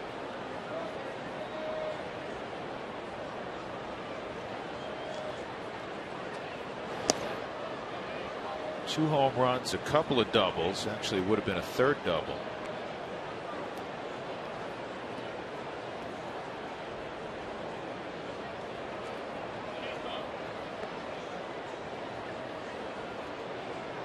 Alex has walked 3, hit a batter. He has struck out 3.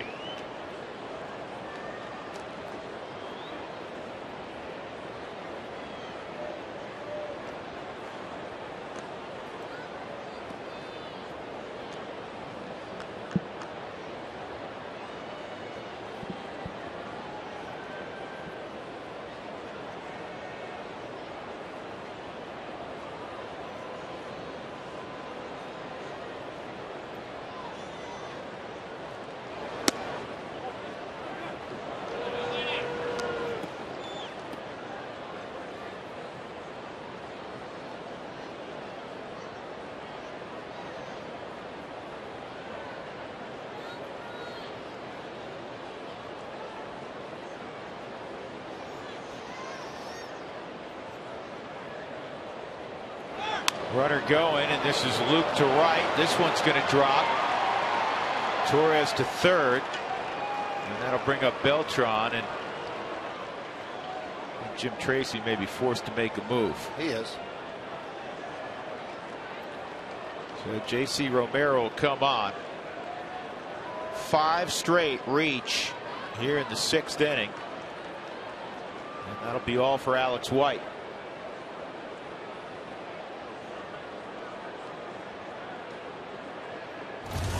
Giants ahead 6-1.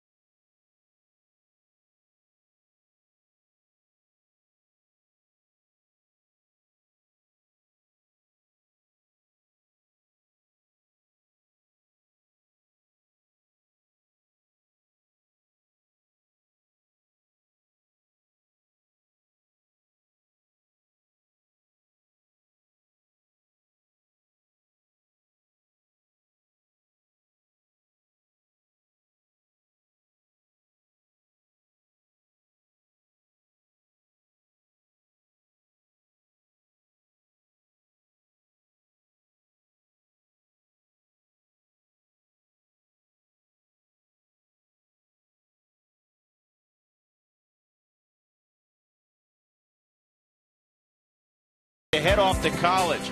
We're trying to put that off in our house a little bit. Slow everything down. But you better start saving and saving now. The best way to do it is College Invest. Go see them, collegeinvest.org. You can set up an account in just a handful of minutes, and you'll feel very good when the head hits the pillow every night knowing that you're taking care of your kid's future.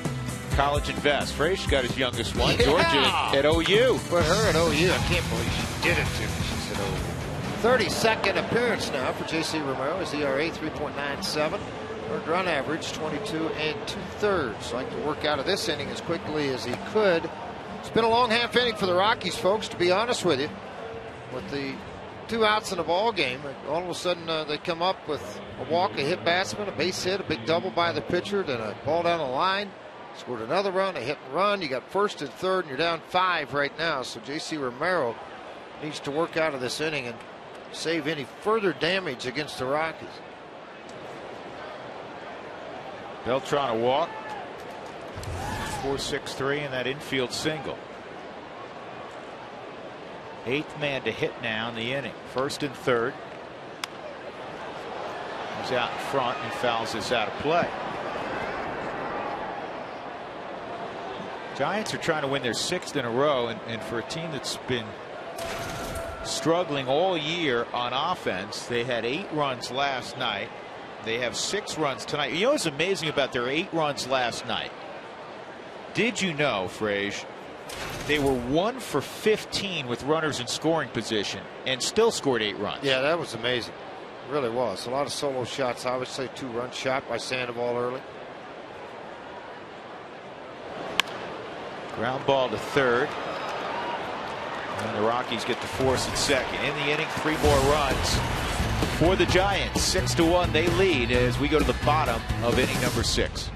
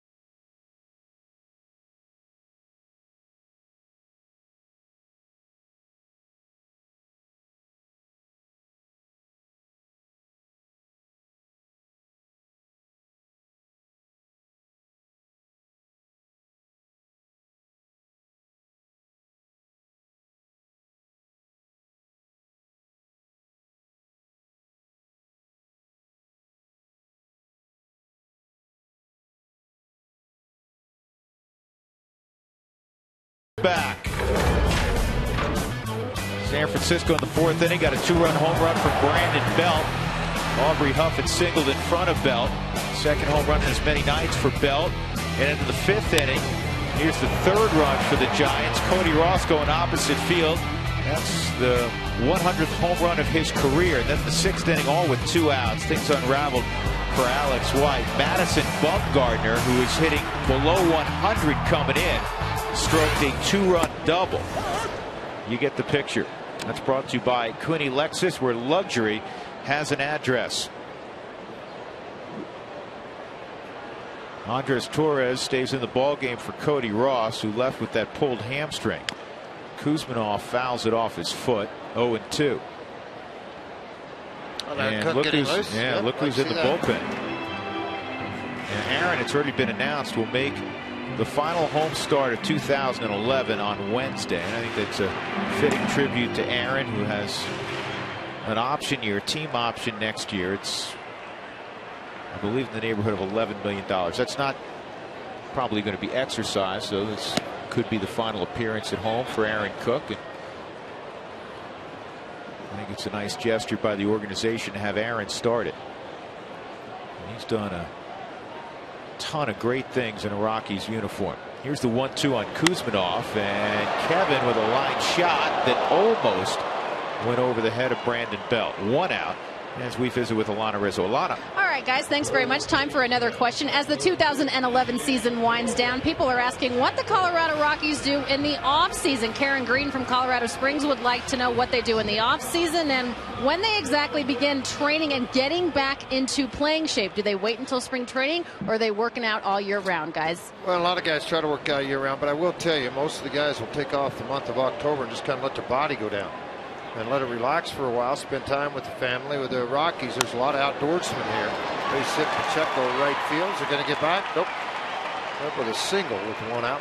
A lot of guys like to hunt. A lot of guys like to fish. But more importantly, it's just kind of a time away from baseball and just to detox yourself a little bit after the season and reflect on it. And a lot of guys will start running in November, December, and do the off-training weights. And now pitching-wise, I know that a number of the guys will start in January of getting onto the mound and starting to build the arm strength what they need, because spring training comes very quickly right after that.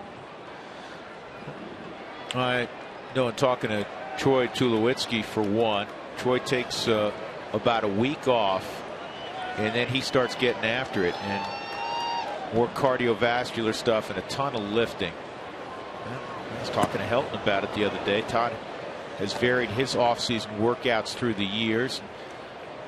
His strength training regimen this past year worked very well for him because the back is more or less really held up nicely for him. The days, George, you know, it's even before your time, I think, in the game. Correct me if I'm wrong, but the days where guys just showed up and hadn't done anything, and then used the then 8 weeks of spring training to get in shape. That's long gone. There was a lot of guys did that when I was playing, and they just show up and go. Gossage was one of those guys. He'd never pick a ball up, and then he would get after it, you know.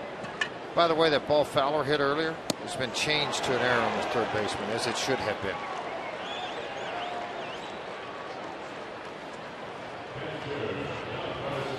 Seth Smith gone, 2 outs. Pacheco still at first. Our CenturyLink high-speed pitch. Bumgardner 93. And that's not right. Alex White was working 92, 93 at times also. So there are 2 gone, and William Rosario will come up. I really think it's important, though, for pitchers not to pick up a baseball for about 30 days and let their arm relax, and then start the long toss programs and getting yourself going. Don't get on the mounds till January. I think the majority of the pitchers do just that. Right hamstring is what we're being told by Ross.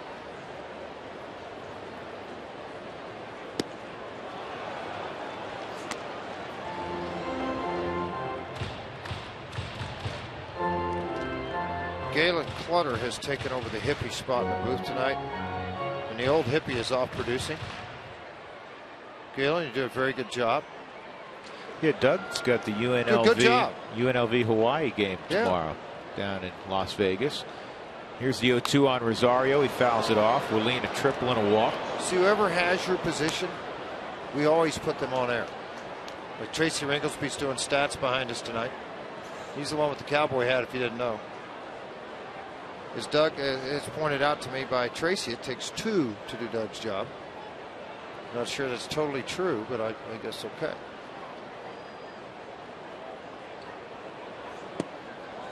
That's off the plate. Come on, smile, wave. This is the part where you wave. There you go. Tracy's back in the back. He's the one with the hat. Cowboy never missing an opportunity to get on TV, right? Yeah. Yeah.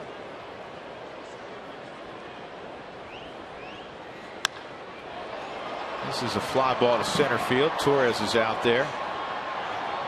And that's all for the Rockies in the 6th inning. We'll go to the 7th. The Giants 6 and Colorado 1.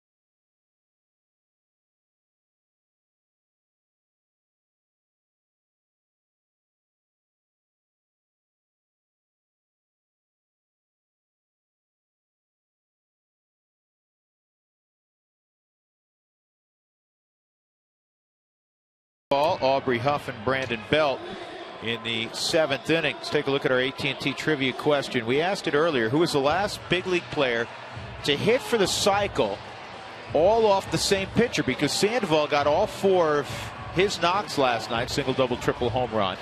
Not in that order. All off Chacin. Well, the answer is back in 1999, Chris Singleton did it against Jeff Suppan. And Suppan is still kicking around pro ball. In fact, I saw him And I want to say he finished the year in Omaha with the Royals in AAA. And look who's on the hill out of the bullpen now, Aaron Cook. So Cook will take over here in the 7th inning. Romero got the final out in the 6th inning. Alex White went 5 2/3. He gives up 6 runs on 8 hits. And again, plagued by the long ball as he gave up a couple of home runs and then that long double off the bat of the pitcher, Madison Bumgarner.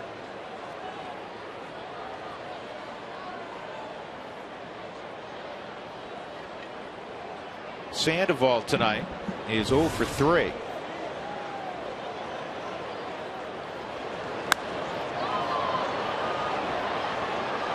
That's going to drift out of play.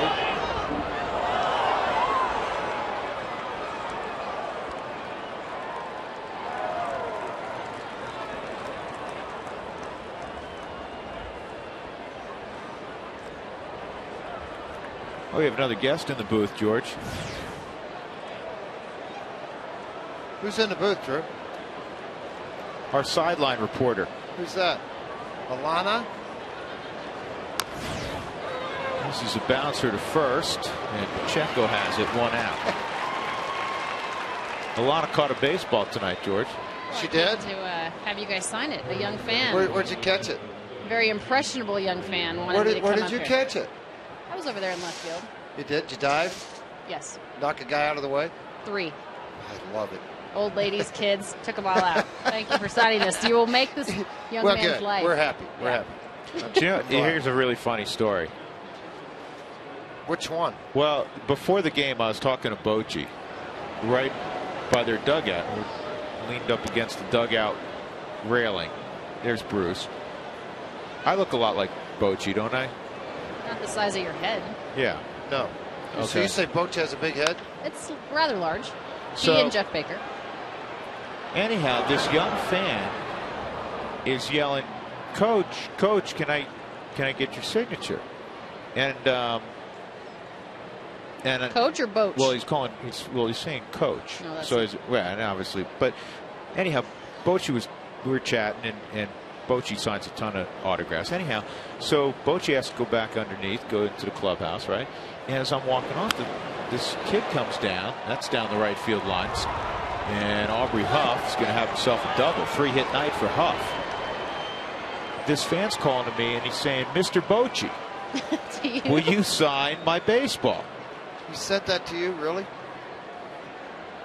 And I don't see the resemblance. And I said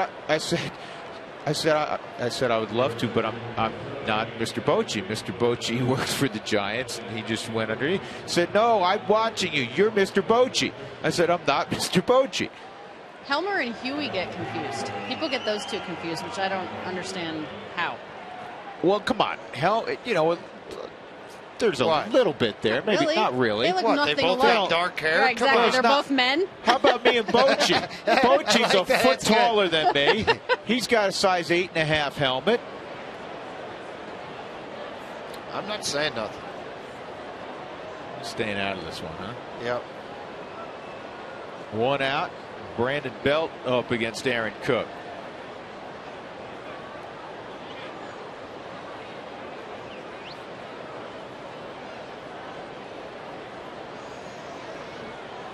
Pinch runners Justin Christian.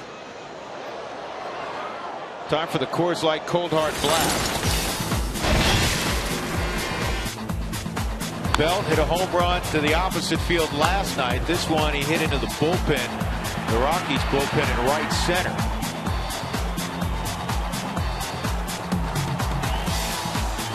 Seventh of the year for Belt. Our Coors Light Cold Hard Blast.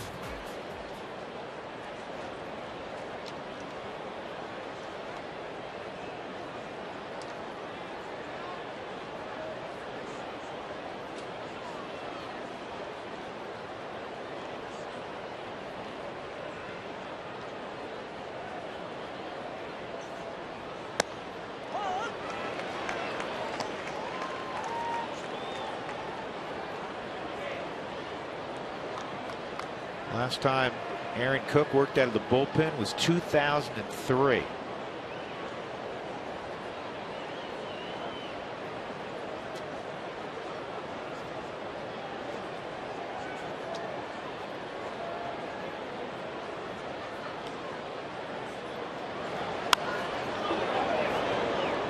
Cowboy just handed me a note. Some guy in Florida when we were down there, George, said to Helmer, "Can you sign my baseball, Mr. Frazier?" Two good-looking guys. What do you expect?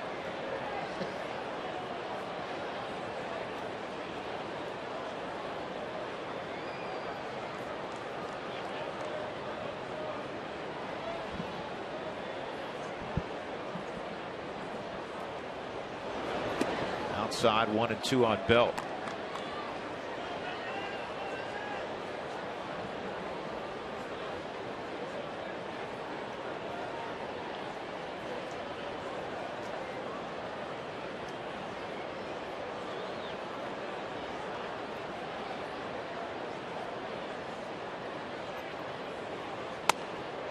Two and two.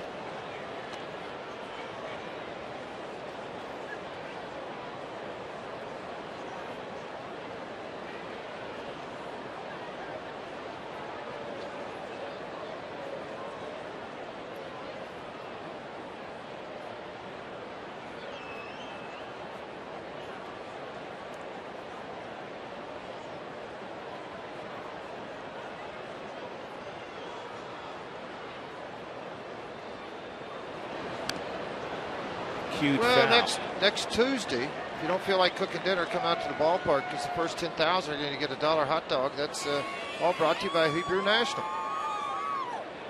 They're having a little bit of fun, aren't they? They're having a whole lot of fun. Euchre's got to be around them somewhere. And you'll also receive a lot of Rockies giveaways, and it'll happen in between innings. A salute to the great fans here in Colorado. Tonight, a sold-out crowd for fireworks and to watch these two clubs go head-to-head.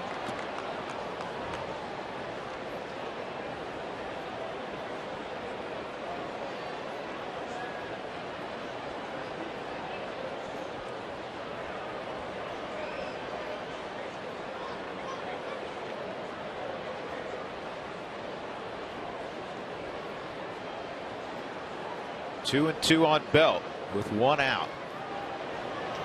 Cook will get Christian back to the bag.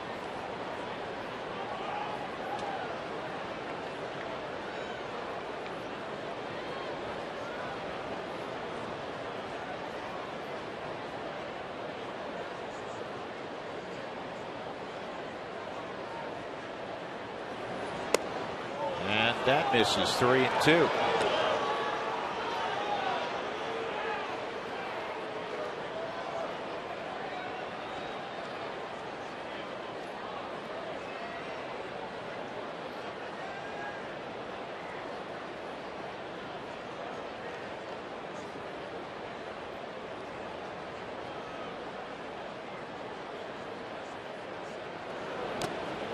Foul tip, and Belt still alive.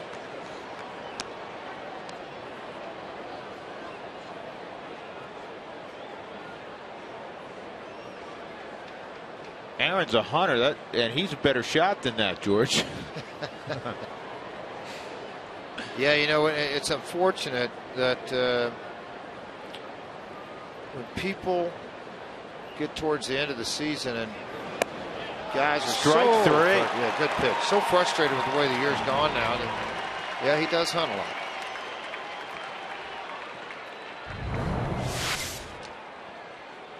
Yeah, very good pitch right on the outside corner. Got a lot of sink, a lot of movement to it. And look how Rosario reached out and froze that baseball. He got it called for Aaron Cook on strike three. Belt was looking at it. He thought it was outside.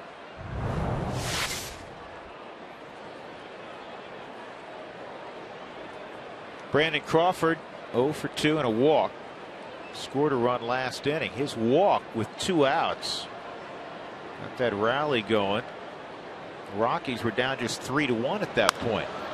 And this one is going to find the right side in the hole, and Christian is going to come home with the 7th run.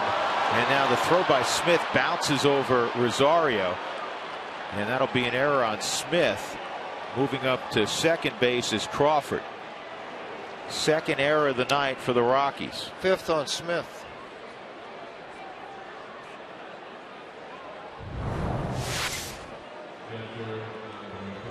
The ball right out of the reach of Mark Ellis out into right field. Great diving effort for his part, but then you don't need the runner advance in scoring position. Smith trying to show off that arm into the outfield. It comes in, and the throw over the head of Rosario and after it hit the grass area.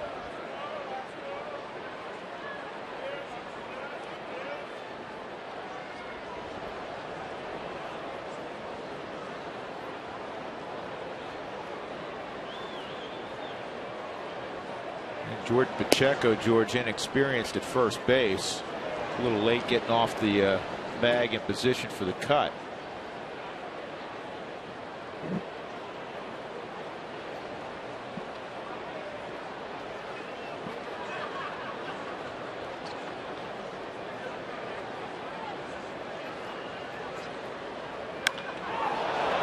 This is tomahawk to deep left field, and this one is gone.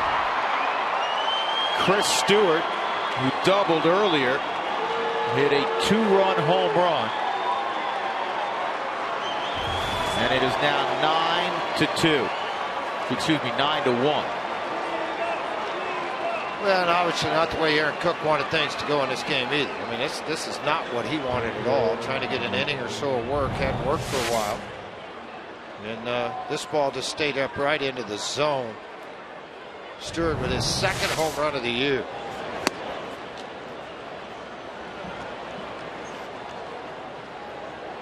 "12 hits now for San Francisco." Tough one for that guy to swallow right now. And that's going to sneak into right field. A base hit for Bumgarner. That's his second of the night. And there's a 2-run double also. Now this isn't enjoyable for anybody involved. Players number one, manager, coaches, Greg Reynolds throwing, announcers, everyone. It's not fun to watch when a team like this is getting hit around. Bob Apodaca, he'll grab the phone here in a minute to see how close Reynolds is to getting ready. Although the Rockies pitcher's hitting second in the 7th, you'd like to not double switch or make moves or do certain things, but if you're forced to, you have to. More out of respect for Aaron Cook, too. Andres Torres with his first at bat. He pinch ran for Cody Ross last inning when Ross pulled his hamstring on that base hit down the line. The only player without a hit in the Giant lineup, amazingly, George, is Sandoval, who had the huge night yesterday. 4 for 4 to cycle yesterday, no hits tonight.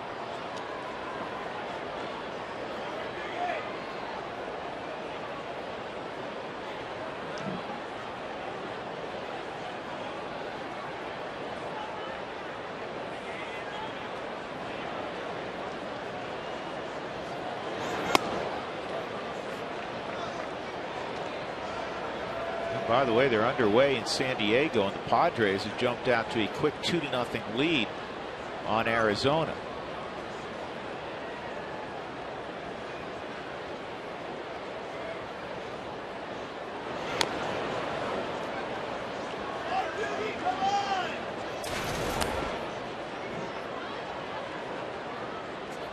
Mets over Atlanta 11-2. What's St. Louis do tonight? They're tied 2-2 with Philly in the 10th. It has wild card implications. Yeah, Atlanta's taken on water, haven't they? Yeah, quite a bit.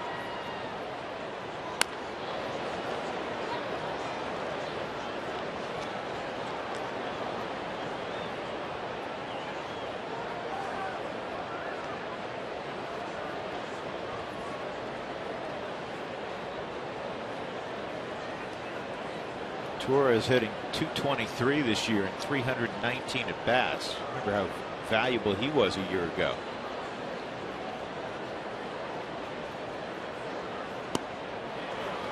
And Aaron Cook gets the strikeout. But 3 more runs in the inning for San Francisco. They have a 9-1 lead.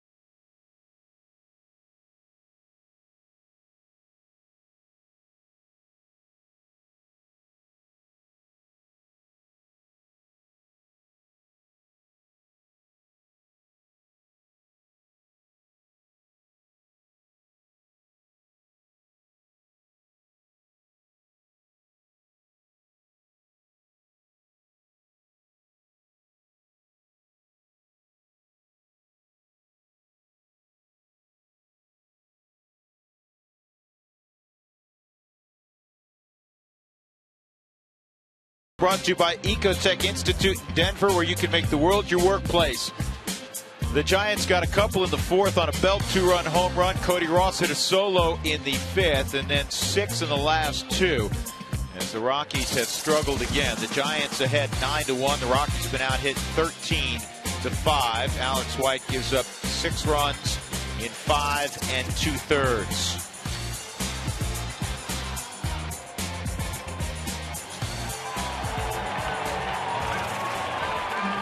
Great crowd tonight for fireworks.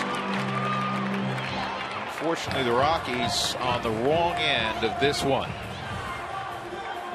Tommy Field's going to lead it off. Madison Bumgarner's still out there. Why not? He's allowed a run on 5 hits. Giants keep Justin Christian in the game. He's in left field. Brandon Belt moves back to his natural position first. And Darren Ford is in the ball game in center field. Their third center fielder of the ball game. Also at second base, Emmanuel Burris is in the ball game now at second. So Keppinger out of there. Get all those changes, George? Yep.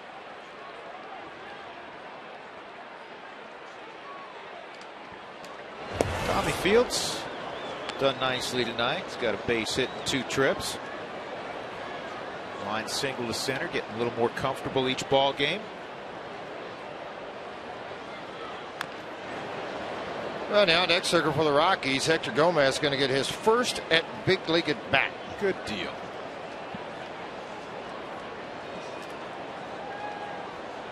You know what? I'm guessing. I got to get a Rockies book, but I'll bet you he faced Madison Bumgarner. He might not have. He may have already been out of Asheville by then. I'm going to look that up.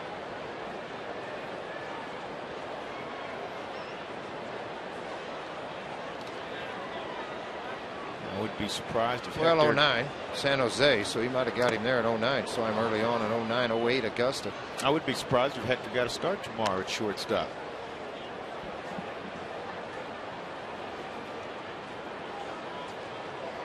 George, I think you feel the same way. We're not, we're parents, not parents right now. You will be one day, but of a big leaguer. But you know what? You get excited when a kid gets his first big league opportunity. Look, you were excited for Tommy Field throwing out another base hit.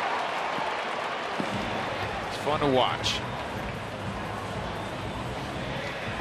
So here comes Hector Gomez making his big league debut and trying to calm all that's going on in his belly right now.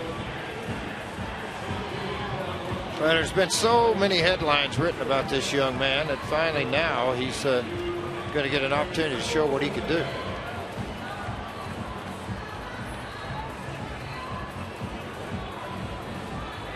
You know, and for those that follow such things closely, like the 40-man roster, Hector's been on the 40-man roster, so the Rockies did not have to make a move to activate him.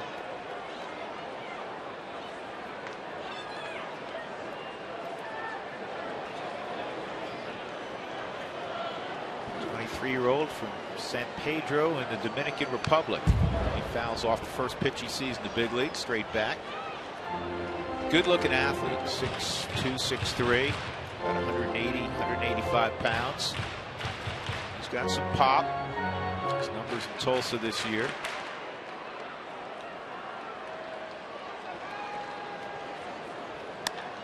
And it's not going to drop. Hit it hard. Christian came on and made the catch. So Gomez lines out in his first big league appearance, and that'll bring up Eric Young Jr.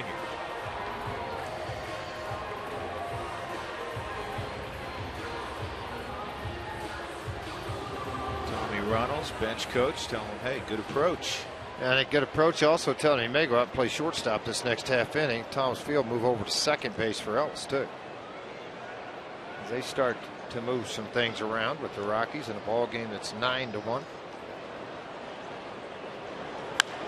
EY off of Sandoval, and he'll get the force at second. Tommy Field with one out. He's got a freeze on a line drive, so Sandoval still had plenty of time to get the force out.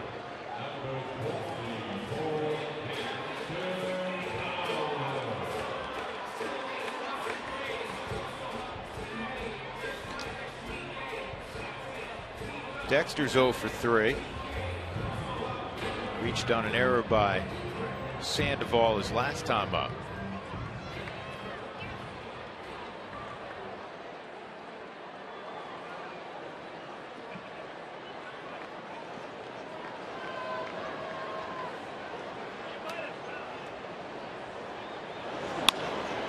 And that's to Sandoval again.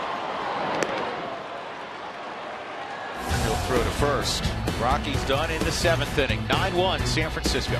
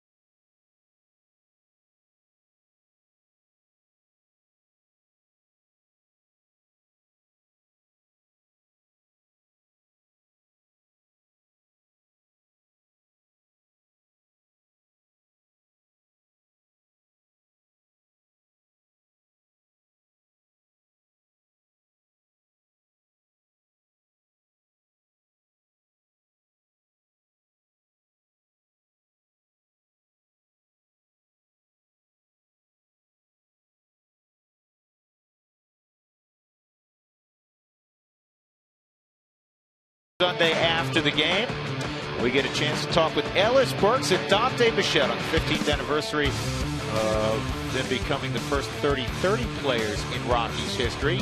And you've got to check out the super secret hangout that Tom Helmer has discovered in Milwaukee. You'll learn about that on Sunday as well on Rockies Weekly with Jim Tracy. You saw Hector Gomez first big league at bat. Now you'll see him defensively. It's not a situation where Field goes to second. It's just Gomez in for Field. Mark Ellis is still in the ball game at second base. And Greg Reynolds will take over on the hill. Making his 10th appearance on the season for Mr. Reynolds.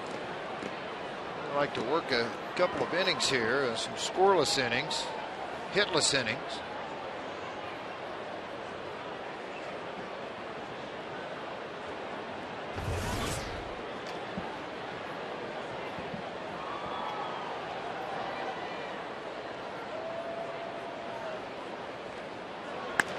Keppinger, and immediately the ball finds Gomez, and he's not going to be able to throw out Keppinger.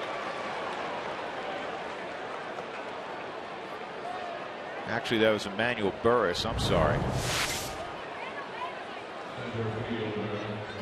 Yep, going to test it. A little bit of a fumble at shortstop, but then a chance to show off the arm. But Burris, very good speed. Beat it up the line for a base hit.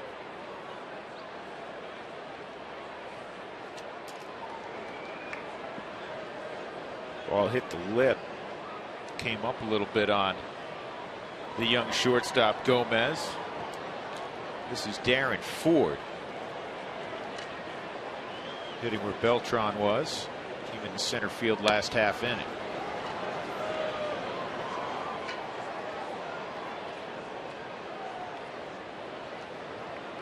A book looks like a spring training book now, George. Well, that's why I do mine in pencil. It's a lot easier.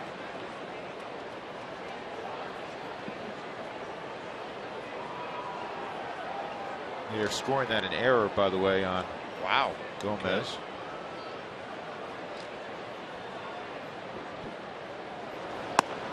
Okay.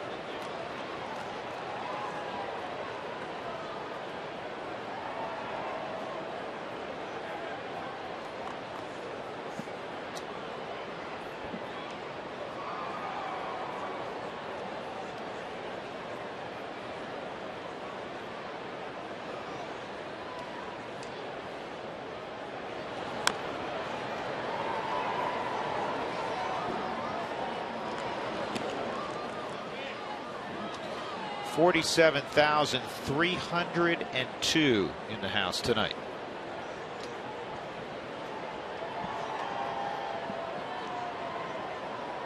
And the Rockies for the season averaging 36,004, which is their highest average attendance since 2001 when they averaged 39,005. So again, a big thank you to all the wonderful Rocky fans out there. Nice effort by Smith trying to reach into the crowd.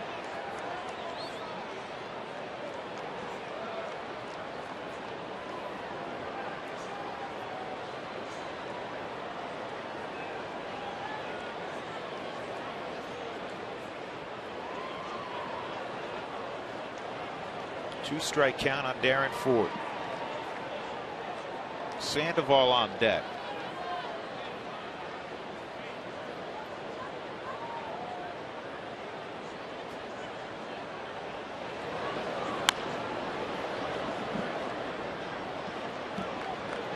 If you have windshield issues, call Safelite Auto Glass 303-287-5000 or go to safelight.com.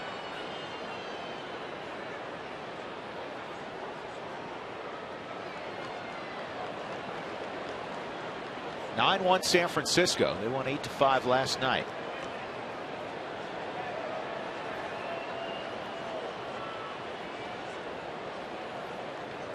Still Boston 4-3 over Tampa there in the 9th inning at Fenway. Shields and Beckett tonight.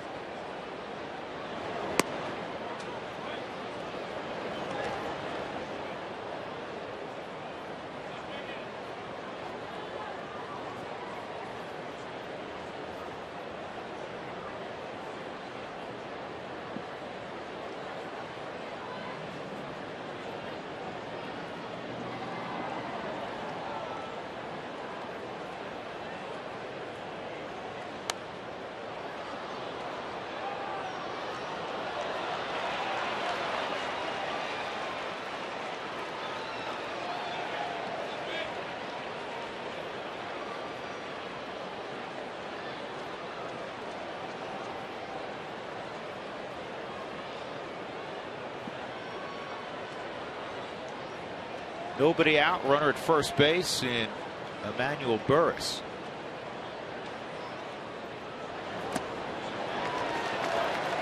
And that was bobbled but held. You don't see that too frequently. Ball kind of popped up in the air and Rosario grabbed it out of midair, so it's a strikeout of Ford. Coca-Cola and the Rockies want to salute fans on this Monday. The coupons for the first 25,000 for a free Coca-Cola product. And the Rockies giveaways. They'll be going on throughout the ball game.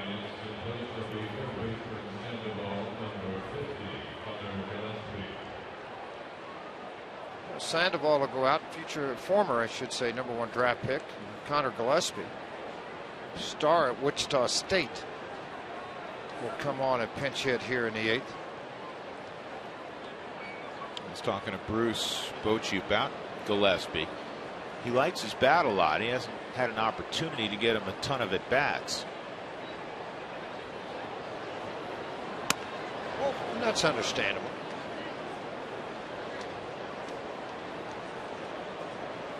Well, they've gotten 9 at bats so far. Has a couple of hits, no RBIs.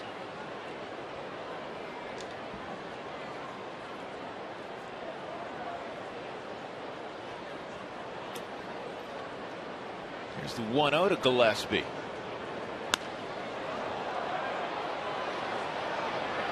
Dexter moving back. Fowler's got it. That's the second out. Burris will return to first base, and that'll bring up Justin Christensen. This will be the first at bat for Christensen. He came in as a pinch runner for Aubrey Huff last inning. Did I say Christensen? Yes. Justin Christian. I know who you meant. His mom and dad might not know who was watching, listening, but I knew who you meant.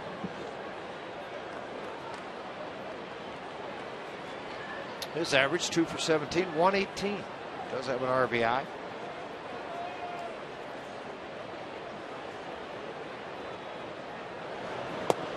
On the outside corner for a strike.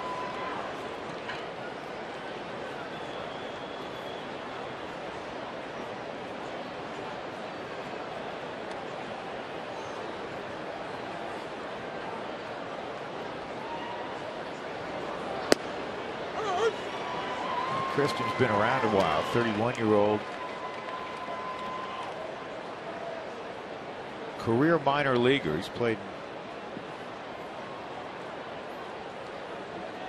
the Yankee organization almost his entire career till this year. Signed by the Giants, a minor league free agent in late January. 1-2. He went to Auburn and Southeast Missouri State. What town southeast in, George? Kirksville, I believe. Kirksville or Maryville. I think Maryville's where Northeast is, though. But Southeast Missouri had a pretty good baseball program. That's where Jamie Quirk's son, after leaving Kansas or leaving Wichita State, went over there to play. They get a lot of the Division I guys that drop down one class and go there and play, and they do quite well. They play in the MIAA. Peoria State, Pittsburgh State. Mark Ellis will have it. We'll go to the bottom of the 8th inning. Giants 9, Rockies 1. 20th at Blake.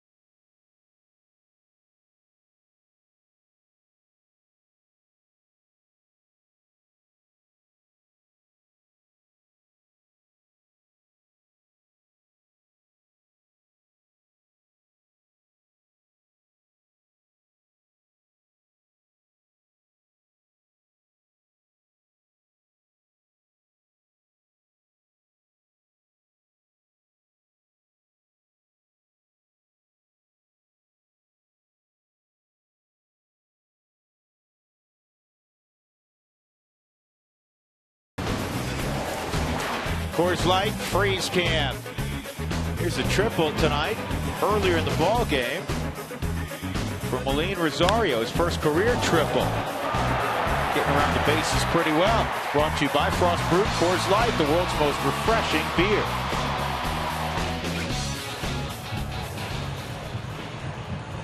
Staying in the ball game at third base is Connor Gillespie. He hit for Pablo Sandoval.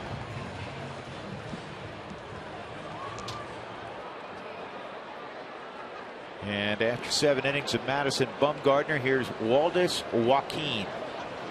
A couple innings that he's worked in. You see that strikeout most recently Sunday. Pretty good arm. Another one of those hard-throwing kids that comes into the ball game. He enters at 95 miles an hour with a strike one. And he was on the opening day roster last year for the Giants. the ground is short. Brandon Crawford, quick release. Mark Ellis is gone. Let's see what Alana Rizzo's up to, Alana. All right, guys. Final question of the evening. Of course, a 162-game season. It's a lot of wear and tear on the body, not only physically, but mentally. So Sam in Loveland wants your opinion on whether or not you think there should be more off days at the end of a season when a lot of players are battling injuries like the Colorado Rockies are, or if you would like to have the bulk of the time off spread out throughout the season to have breaks in between, guys. Well, from a player's perspective, when I played, I didn't mind having a few extra after July. I can tell you that. But it's so hot in July and August. Well, that's when I would prefer to have those extra days, particularly coming in off of a travel day where you land, as the Rockies did, late Wednesday night. You turn around and play Thursday. You'd love to have that Thursday off to kind of recoup your body a little bit, particularly late in the season. As far as September concerned, not a big deal to me then. It's fairly cool nights and a lot different. And next year, the Rockies, George, will have that bonus day during the All-Star break. Instead of returning to action on Thursday, the Rockies will return to action on Friday. So they'll have 4 full days off, which I know the players always like. Well, they do. They really like that to get that extra break. Some guys, well, I say most of the guys will stay right here in Denver. But when you get that extra day, it gives you a chance to run to the house and maybe go back home and see mom and dad. The All-Star break, they finish up in Washington, and then they open up at home on the 13th against Philadelphia here at Coors Field. But a couple of times in 15 years, 16 I've been doing this, that you ended on the road, started on the road. That's when it's really tough.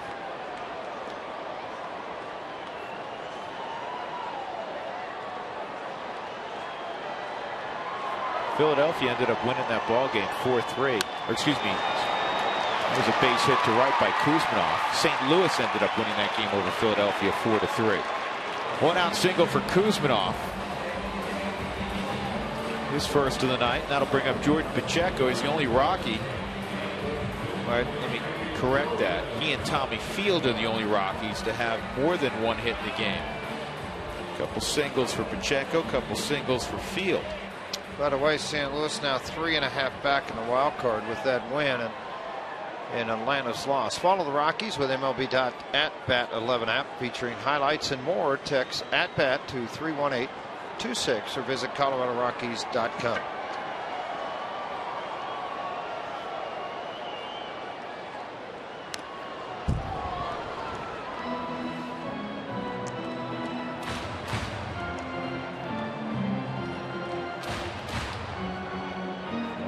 Jordan.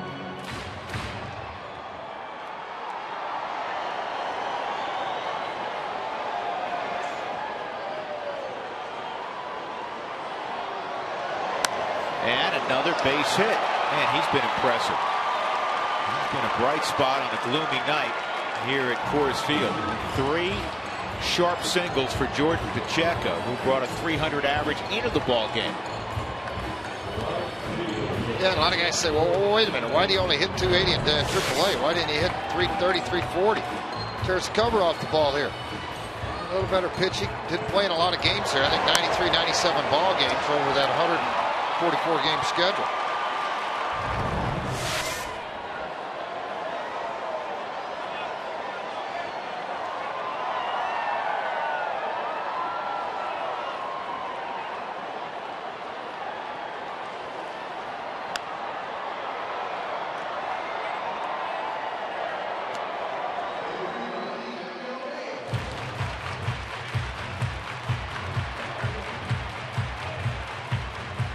One strike count on Seth Smith, 2 on.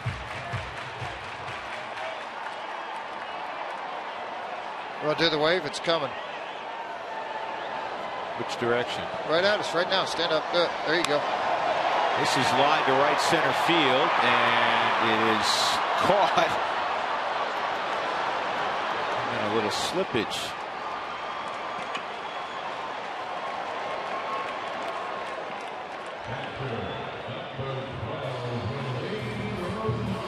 Two outs. Moving to third is Kuzminov.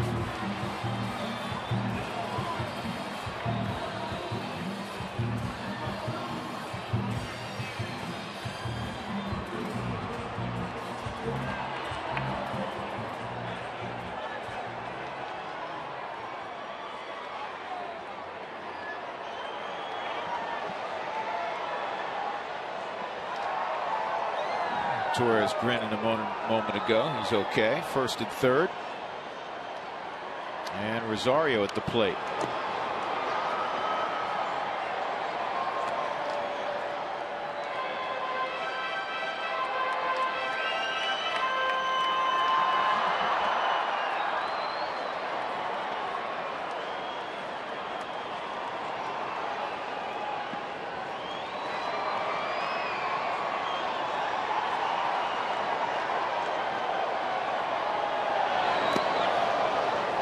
Chase that slider away.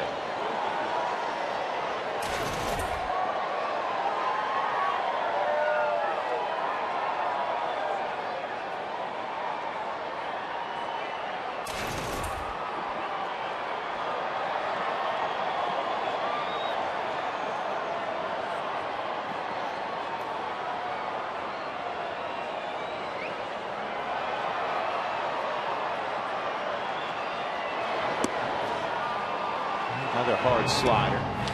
Well, that's the one pitch that gives him fits down and away from him, particularly early in counts. I think he gets a little pull happy and wanting to hit the ball out of the ballpark. And as he gets a little bit older, he'll learn to stay behind the baseball, take it into right center field a little bit more.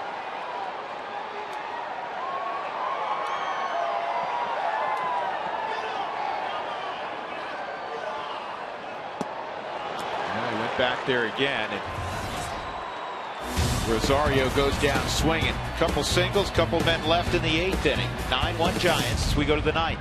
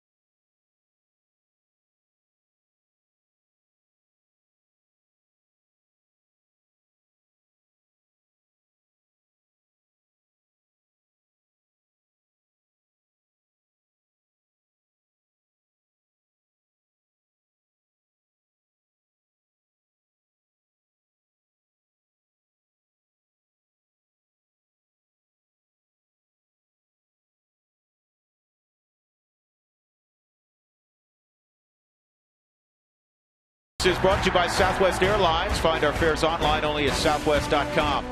By Sonic, you've got two hands for a reason. Put the Kick and Coney in one and the Bacon and Blue Dog in the other. They're due and only at Sonic for $1.99. By Braconier for all your plumbing, heating, and cooling needs. Call Braconier 303-777-3037. Think green, think Braconier. And by Moneyball, starring Brad Pitt in theaters September 23rd, rated PG-13. Looking forward to seeing that. Top of the 9th inning, the Giants have a 8-run lead. 9-1 is the score. Rockies been out hit 13-8. Justin Miller is going to throw the 9th inning for the Rockies. Coming up on the Toyota postgame show, Tom and Tracy will break down tonight's ball game. Jim Tracy's press conference will be part of the show as always. And we'll also hear from some of the folks who participated tonight. Miller finishing his warm-up pitches. Chris Nelson's now in the ballgame at second base for Mark Ellis. Nelson will get an at-bat in the 9th inning. He has been inserted into the 8th spot in the lineup.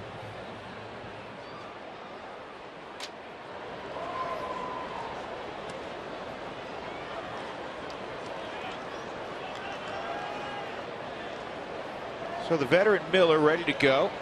Brandon Belt to 2-run home run in the 4th inning. Other than that, a fly ball to center field and a couple of strikeouts. Well, if you didn't catch when Miller's first appearance was made here, he'd thrown 8 ball games for the Baltimore Orioles a while back, 2008. Had a very good earned run average there, was 0-2 with a save. This year took over the closer's role in mid to late May and did a nice job there. Was a PCL All-Star.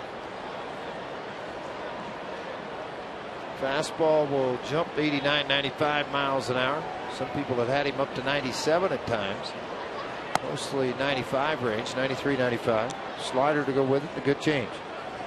Kind of a show-me curveball sometimes to left-handers to start them off. You know, his numbers in Baltimore were good. Still caught up, I think,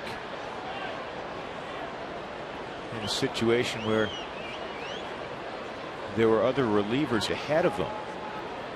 But he did a nice job in Baltimore. 2 balls and a strike right now on Bell. The ball is just off the plate. You could hear Sam Holbrook say just outside. 3-1. A lot of pitches high in the zone right now for Miller. You expect that. Has not had consistent work like he had at the AAA level. Big win for the Red Sox. Kind of a sigh of relief win. Tonight it's a final. They beat Tampa at Fenway 4-3. So now they're back up by 4 games in the wild card. Toronto beat New York 5-4.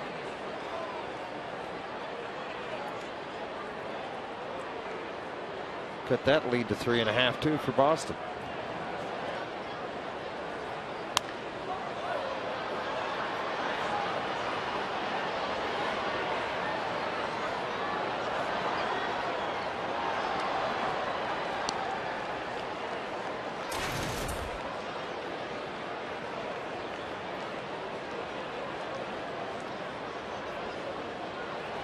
Well, Milwaukee back on the field. Not having to answer questions. Well, they probably did also before the ball game. All those questions about the comments of Prince Fielder and Francisco Rodriguez over the last 48 hours. They beat Cincinnati 6-3. Look out. Oh, nice play. Kevin Kuzminoff running literally into the stands. Good play by Kuzminoff. When it's a 9-1 ball game, veteran guy over at third base still trying to impress the Rockies with his way of playing the game of baseball. Gave a hard chase on a previous pitch down the line. This one checks a couple of times where he is at the wall, and it's all right, folks, get ready to catch me because I'm coming in to see you. Good job, fans. Great job. Prevented Kevin from getting in there and getting hurt at all. Did a smart thing. Kept his spikes out of the stands if they could. Try to hold him up a little bit and get him back out in the ballpark. And you know what else was scary about that play for Kuzminoff? George, he was on an angle where I don't think he could have been too sure whether he was going to run to the stands or maybe clip the tarp. Yeah, either one on that angle. He's looking at it. Either way is not a good result. Good play by Kuzminoff. 1-0 on Brandon Crawford.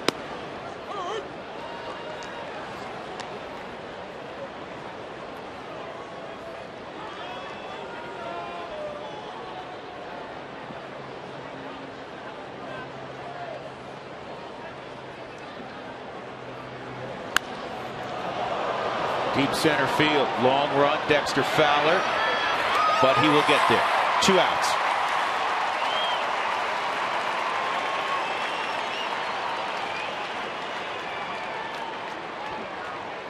If you've been hopscotching around tonight, the starting pitcher for the Giants, Madison Bumgarner, went 7 strong innings. He allowed 1 run. It was unearned on 6 hits, walked 1, struck out 3.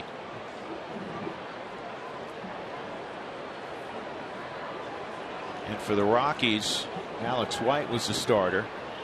He left after going 5 2/3. He allowed 6 runs on 8 hits, 3 walks, 3 strikeouts, a couple more long balls. He's now given up 14 home runs this year and 42 2/3. Chris Stewart with a 1-strike count. But again, the hope with Alex White is that next spring when he starts out, he'll be about 9 months removed from that pulley tendon injury.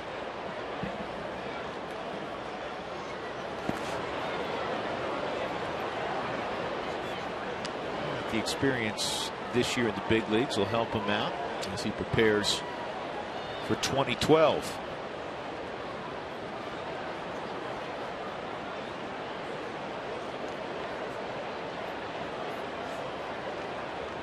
One and 2 on Stewart. He had a 2-run home run his last time up. And This is popped down the right field line, and that was in no man's land. Good effort by Pacheco and Nelson. Smith converging. You know what that looked like, George? That looked like the first swing of spring training down the left field line with Stewart, Gonzalez, and Tulowitzki all kind of collided, and it unfortunately looked like everybody was okay, and we later learned that Ian Stewart really wasn't okay. And that got Ian off on the wrong foot in what has been a very difficult year for Stewart.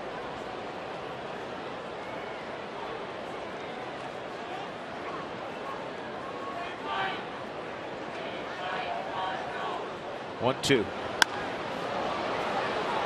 Left center field, and Dexter just outran the baseball. That's good play. That's a real good play. A couple fine defensive plays at the top of the ninth inning for the Rockies. One by Kuzminoff, one by Dexter Fowler. And we'll go to the bottom of the ninth inning. The Giants fully in control. They're up 9-1.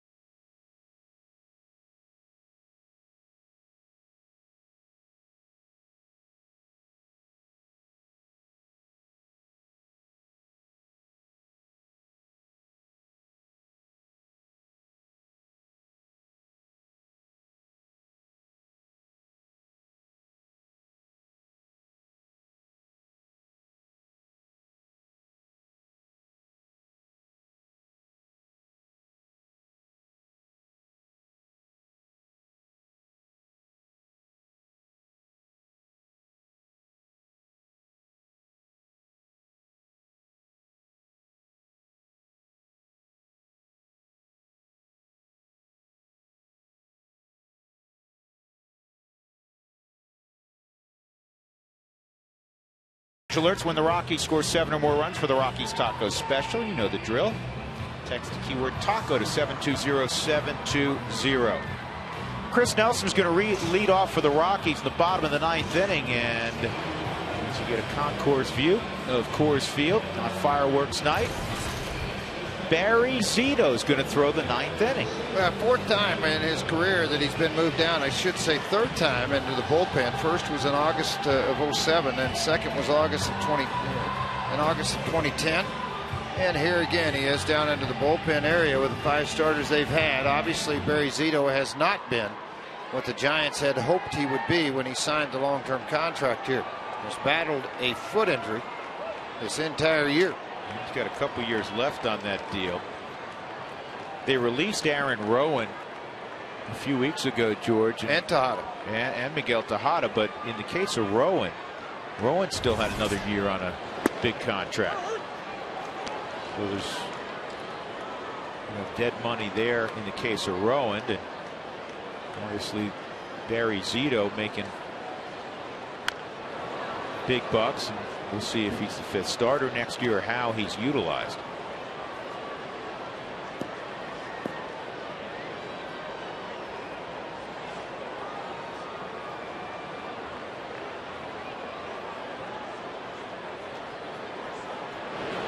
That's a good curveball.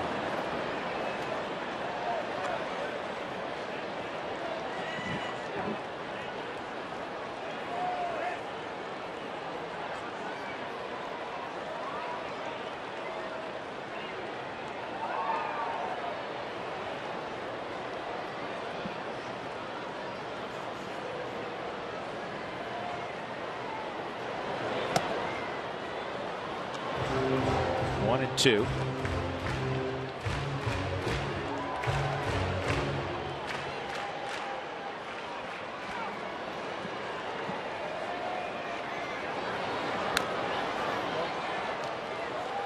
about Zito's starts, George, with the Giants, when he's faced the Rockies, he's always been really good. Yeah, he has. He really has. He's pitched well. He'll pitch into the 6th inning, keep him in a ball game. It's those other 28 teams he has to face. Of course, he had those big years with Oakland sandwiched in. 15 starts, a 2.82 ERA against the Rockies. Zito's got to get over, and Barry does a nice job. And on the move, Emmanuel Burris did a nice job of leading him. 4-1 on the putout. And Hector Gomez will get another opportunity to get his first major league hit. Well, we have an interesting story to tell you about Brian Wilson, who's trying to get healthy before the end of the season. And Brian displaying some interesting footwear, and there's a great story though behind it. That's the reissuance of the shoe that Michael J. Fox wore in Back to the Future, and they're selling them to raise money for Parkinson disease research. Of course, Michael J. Fox afflicted with Parkinson's disease. And Brian Wilson bellied up $9,000 to purchase those. True to form, the eccentric closer for the Giants wearing them tonight. I think Brian knew he wasn't going to be strutting to the mound, though. Threw off the mound yesterday, I guess it was, and threw the ball very well. 1-2 on Hector Gomez.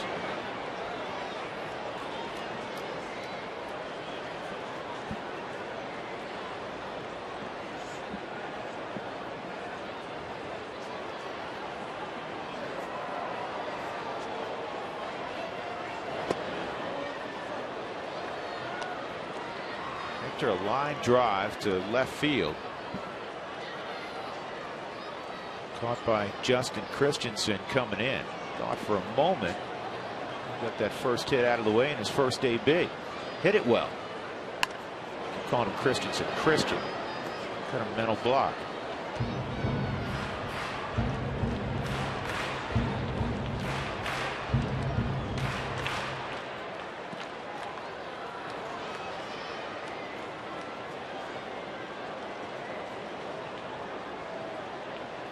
Heading start tonight for the Rockies, if you want to call it that, on a night where the Rockies have only one run. Jordan Pacheco's 3 for 4, and that's foul. This would be a good guy to get your first hit off. Anybody would be a good guy to get a big league hit off, George. Zito would be good. Yeah, big name. It's not like getting it off of a guy you faced in AAA, and it's a 9-1 game, and you got to hit off him or a guy in AA. You get to face Barry Zito.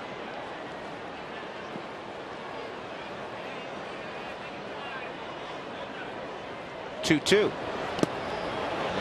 Zito with an off-speed delivery gets Hector Gomez. Yeah, very good changeup outside corner. Two-gun Eric Young Jr. coming up. This copyrighted telecast presented by authority of the Colorado Rockies. It may not be reproduced or retransmitted in any form. The accounts and descriptions of this game may not be disseminated without the express written consent of the Colorado Rockies. Junior tonight 0 for 4. Couple of ground balls, a fly ball, and a punch out. Came into the ball game with 5 hits in his previous 7 at bats. And that is a fair ball.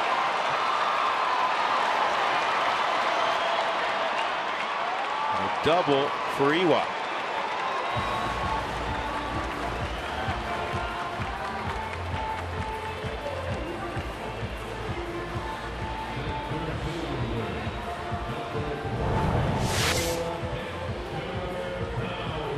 Ball down into the corner here, and then again, it's a 9-1 ball game, but it jams up into the corner, and it gets EY into second base, and Fowler will have a chance. Dexter, in his previous at bat, hit the ball hard right at Sandoval. Safe and secure at second. New York Life.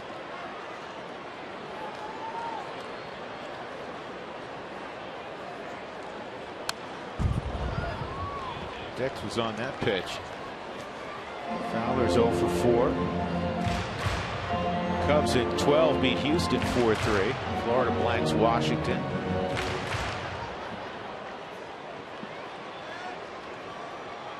Cardinals in extra frames beat the Phillies. There's that Milwaukee score we were talking about. Atlanta continues to struggle. That's foul. Still 2-0 now in the 4th inning.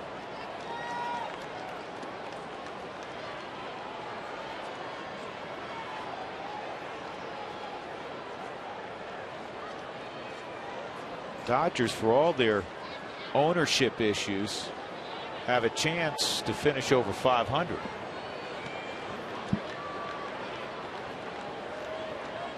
LA came into the ball game 73-76. Rockies in 4th place, trailing the Dodgers by 3 games at the beginning of the evening. Arizona out in front by 7 ball games over San Francisco. 87-63.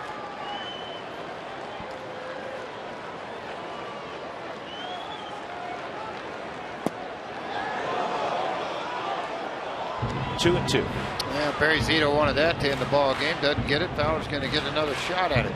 Change up at 76. It was just off the plate. Stewart thought it was a strike.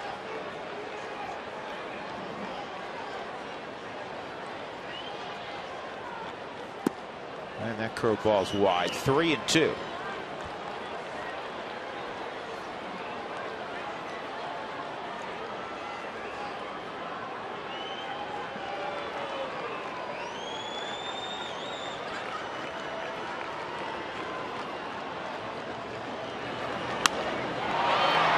Line drive to right. Torres is there, and that's the ball game. Giants win it tonight, 9-1. Madison Bumgarner levels his record at 12-12. That's the same record Tim Lincecum has, as he goes 7 strong. He's won his last 5 decisions, and Alex White takes the loss for Colorado. He is now 2-2 in a Rockies uniform, giving up 6 runs in 5 2/3. Tonight's delivery of the game is brought to you by Jimmy John's, America's favorite sandwich delivery guys. Well, Madison Bumgarner finally got run support. He hasn't had a ton of that. And he took advantage. He mowed down the Rockies tonight. And he also threw out a couple of hits offensively, including a 2-run double. Base hit later on in the ballgame against Aaron Cook. So it was a good night all around for Madison Bumgarner. Once again, the final score, the Giants 9 and the Rockies 1. Stick around. The Toyota postgame show is up next.